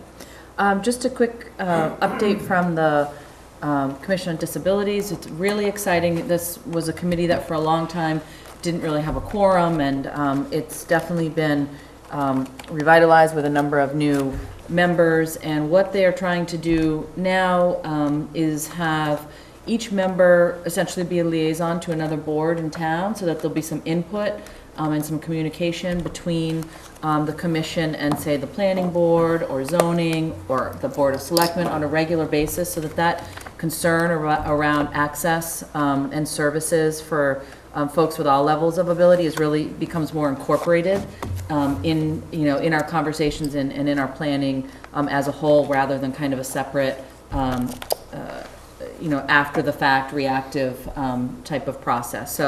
So that's happening, and there will be some other, I think they're going to be participating in some other local events to try to raise awareness around disability. So. Terrific, great news. Sam? Yes, Doug and I both attended the kickoff meeting of the Coastal Resiliency Action Committee, and I must echo what Sue has said about Rob Thieler and David Borelli's presentation. I think that actually is something that should be made available to that committee, because it really looked at both the sea level science, if you will, sea level rise science, but also looked at some of the efforts that are being made up in Provincetown to anticipate where they might be able to mitigate some of the damage as a result of coastal storms that, of course, are elevated by the sea level rise. But I found it to be a very useful and very efficient presentation of the challenges that we're facing. I'll have the secretary forward the reports to Mr. Suso, who can distribute that. I think it'd be excellent. And of course, they gave a PowerPoint presentation too, so that could be used as a basis for that. And Mr. Thieler has indicated his willingness to help with the Coastal Resiliency Action Committee whenever needed. He's a Falmouth resident. Right. And works at U.S. Coastal Geodetic Survey right here in Woods Hole. The other thing I attended on your behalf was the Eagle Scout Court of Honor for Thaddeus Lincoln. We signed the proclamation, but I just wanted to tell you, when we're facing with the opioid crisis throughout the country, really. But Thad really, as he indicated, he did his Eagle Scout project in trying to educate people on awareness and treatment. But he's a victim of that. At one, his father and mother separated because of addiction. And his mother read a poem that he wrote for a 7th grade poetry slam that was a tearjerker for all of us. But it accentuates, I think, the impact that opiate addiction has on the families and the children in those families, and how serious an issue this really is in town. It was a very moving thing, and I have to say, one of our scout laws is bravery. I don't think I've ever seen a braver scout, because being able to give a poem like that to his 7th grade peers takes an awful lot of guts. I'm pretty impressed with that. And then just went to a CPC meeting, and that's it. Mr. Brown? Well, I was happy and honored to attend the police memorial event with several other selectmen. Yeah. We were all happy to be there, and it was a great event. And I'm looking forward to the Memorial Day service. It's always a big thing in Falmouth. Very proud of our town when we turn out the way we do for that. Indeed. We had family visiting one year from England, and the wife was American and the husband was English, and they were attending the service. Kind of unexpectedly, they just came to visit and happened to be here on that day, and I said, "Do you want to go?" They said, "Okay." Now, her dad was in the Air Force. She's been living in England for, 20-something years or however long, and hadn't really been to a memorial service that she could remember, and it brought her to tears, just how respectful the people were, and the moment of silence with the bell. And the husband, who's from England, just was amazed. He says, "I can't believe how respectful this crowd is. This wouldn't happen in my hometown." He said, "People would be shucking and jiving and talking," and so, that surprised me, but I'm very proud of our town. And not related to a report, but I was thinking, I think a lot of committees do their minutes at the end, and I wonder if we could consider doing our minutes at the end of our meeting. Separate issue, but just a thought. Yeah, our planning meeting's coming up. We can talk about it. Okay. Great. Thanks. I forgot just one quick thing, I'm sorry, just Sam's comment about the opioid crisis reminded me that it's early, so I don't want to, promise anything, but really excited that with the assistance of Karen Cadera, I was able to get a number of individuals together from a variety of stakeholders in town. We met a couple of weeks ago, individuals who work in the area of healthcare and intervention for substance abuse, and some of the folks who had originally been in the Falmouth Prevention, the partnership that has kind of fallen apart for the last few years. And so there really is a movement to bring individuals back together. All of this, really wealth of passion and expertise that we have in our community from, the schools, Gosnold, individuals who are working directly with our residents here, as well as from Karen's office. And so we've brought individuals together, and as the police department is involved as well, we're trying to do an inventory to get a sense of all of the services available in our community, and then hopefully to see where those gaps might be, and how we can then work to address some of those gaps. So just a huge thank you to the folks that have been involved, who already have 1,000 other things that they're doing, but hopefully that will bring a little bit more energy to this really, tough problem that we have. So. Great idea.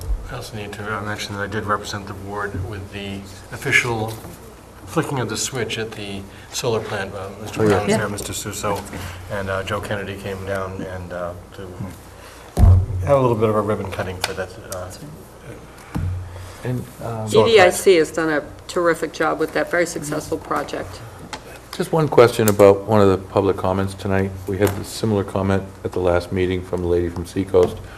Could you possibly look into with the chief and just find out what type of routine scheduled cruising that they do in Seacoast, just so we have something that we can relate and share with the lady that was concerned about the lack of cruising out there? I'm sure they're out there all the time. I think she just maybe doesn't realize it. The chief also corresponds with her directly and directly lets her know. But that we can certainly reiterate that, just because she appears here. Yeah. Town Manager's report? Very good, thank you. And happy to follow up on that as well, Madam Chair, further. I was pleased to join with Peter in attending the latest meeting of our shellfish aquaculture working group for an update and discussion with a consultant completing the proposed aquaculture plan. We do anticipate a public meeting early in June, and a presentation following that to the Board of Selectmen later in the month, in the coming month of June, on this same plan. So that major effort is coming together. We look forward to bringing it to a wider public audience beyond the working group, and then ultimately to the Board of Selectmen later next month. Also, Madam Chair and members of the board, I want to acknowledge Sandy Cooney for her extraordinary work that she has done for decades in providing a safe place for graduating seniors at our Guest County Community Center on the evening of prom night.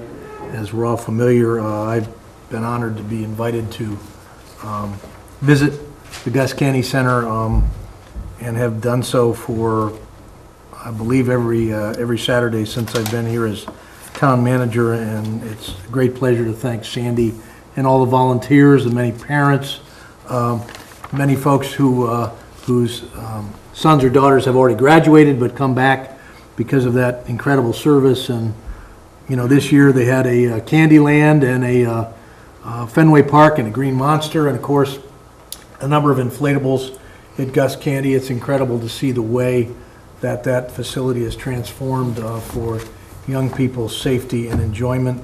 And Sandy is the major initiator of that process, along with many volunteers over the years. And I just want to thank her once again and tip my hat to her and all the volunteers that do what they do to keep young people safe in Falmouth.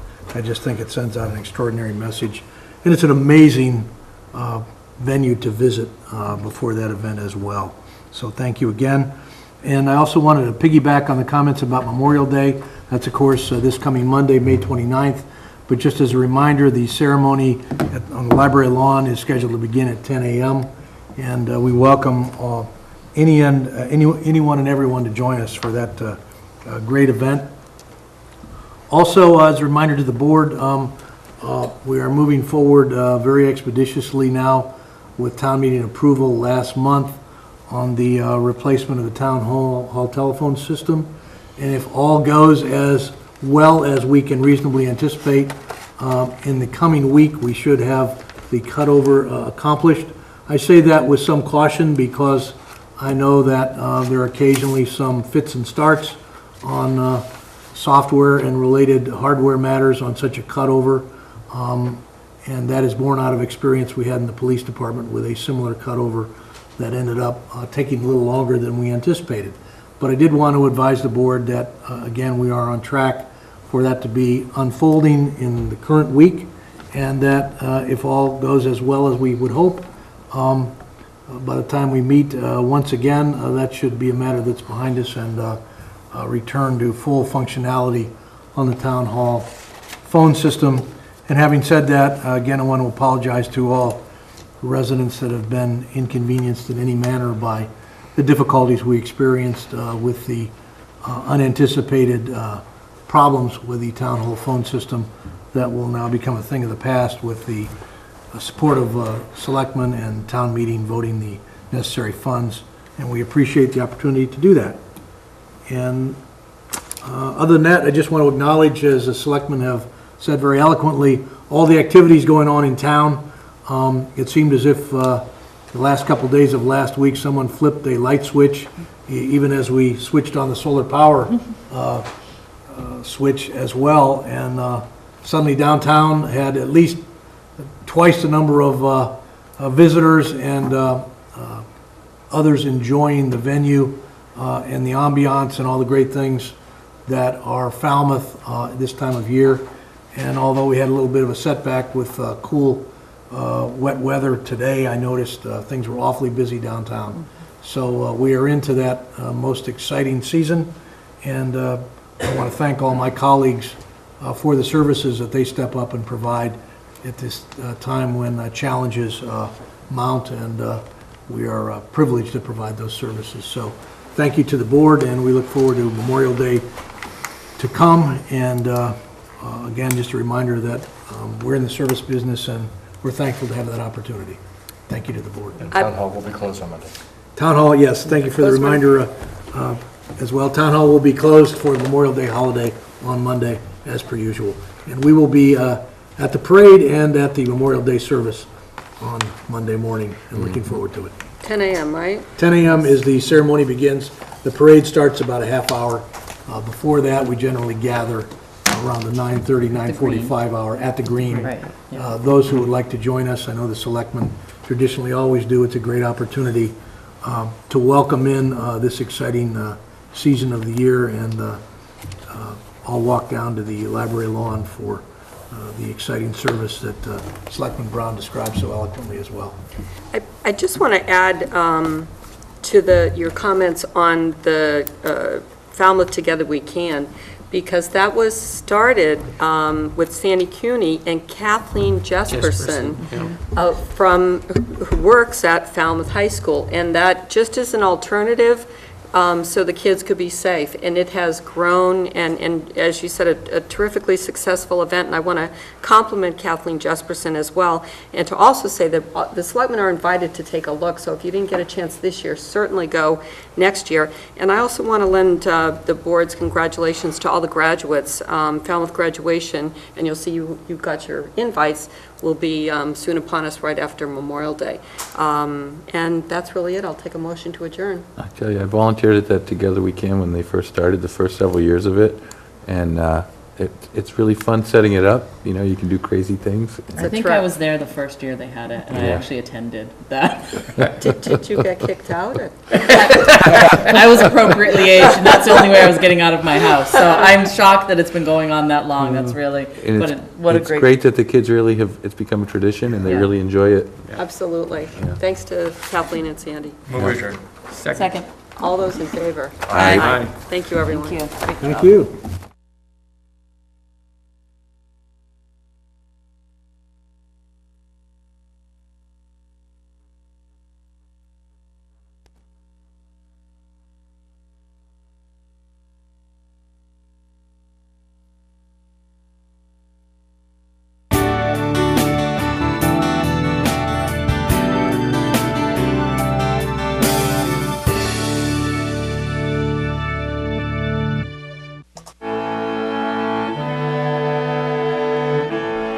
Nestled in a classic New England setting amid 200-year-old elm trees and charming colonial homes, stately sea captains' homes, and charming Cape Cod salt boxes, Shoreway Acres is a graceful blend of Cape Cod's past and present. Shoreway Acres, proud sponsor of Falmouth Community Television.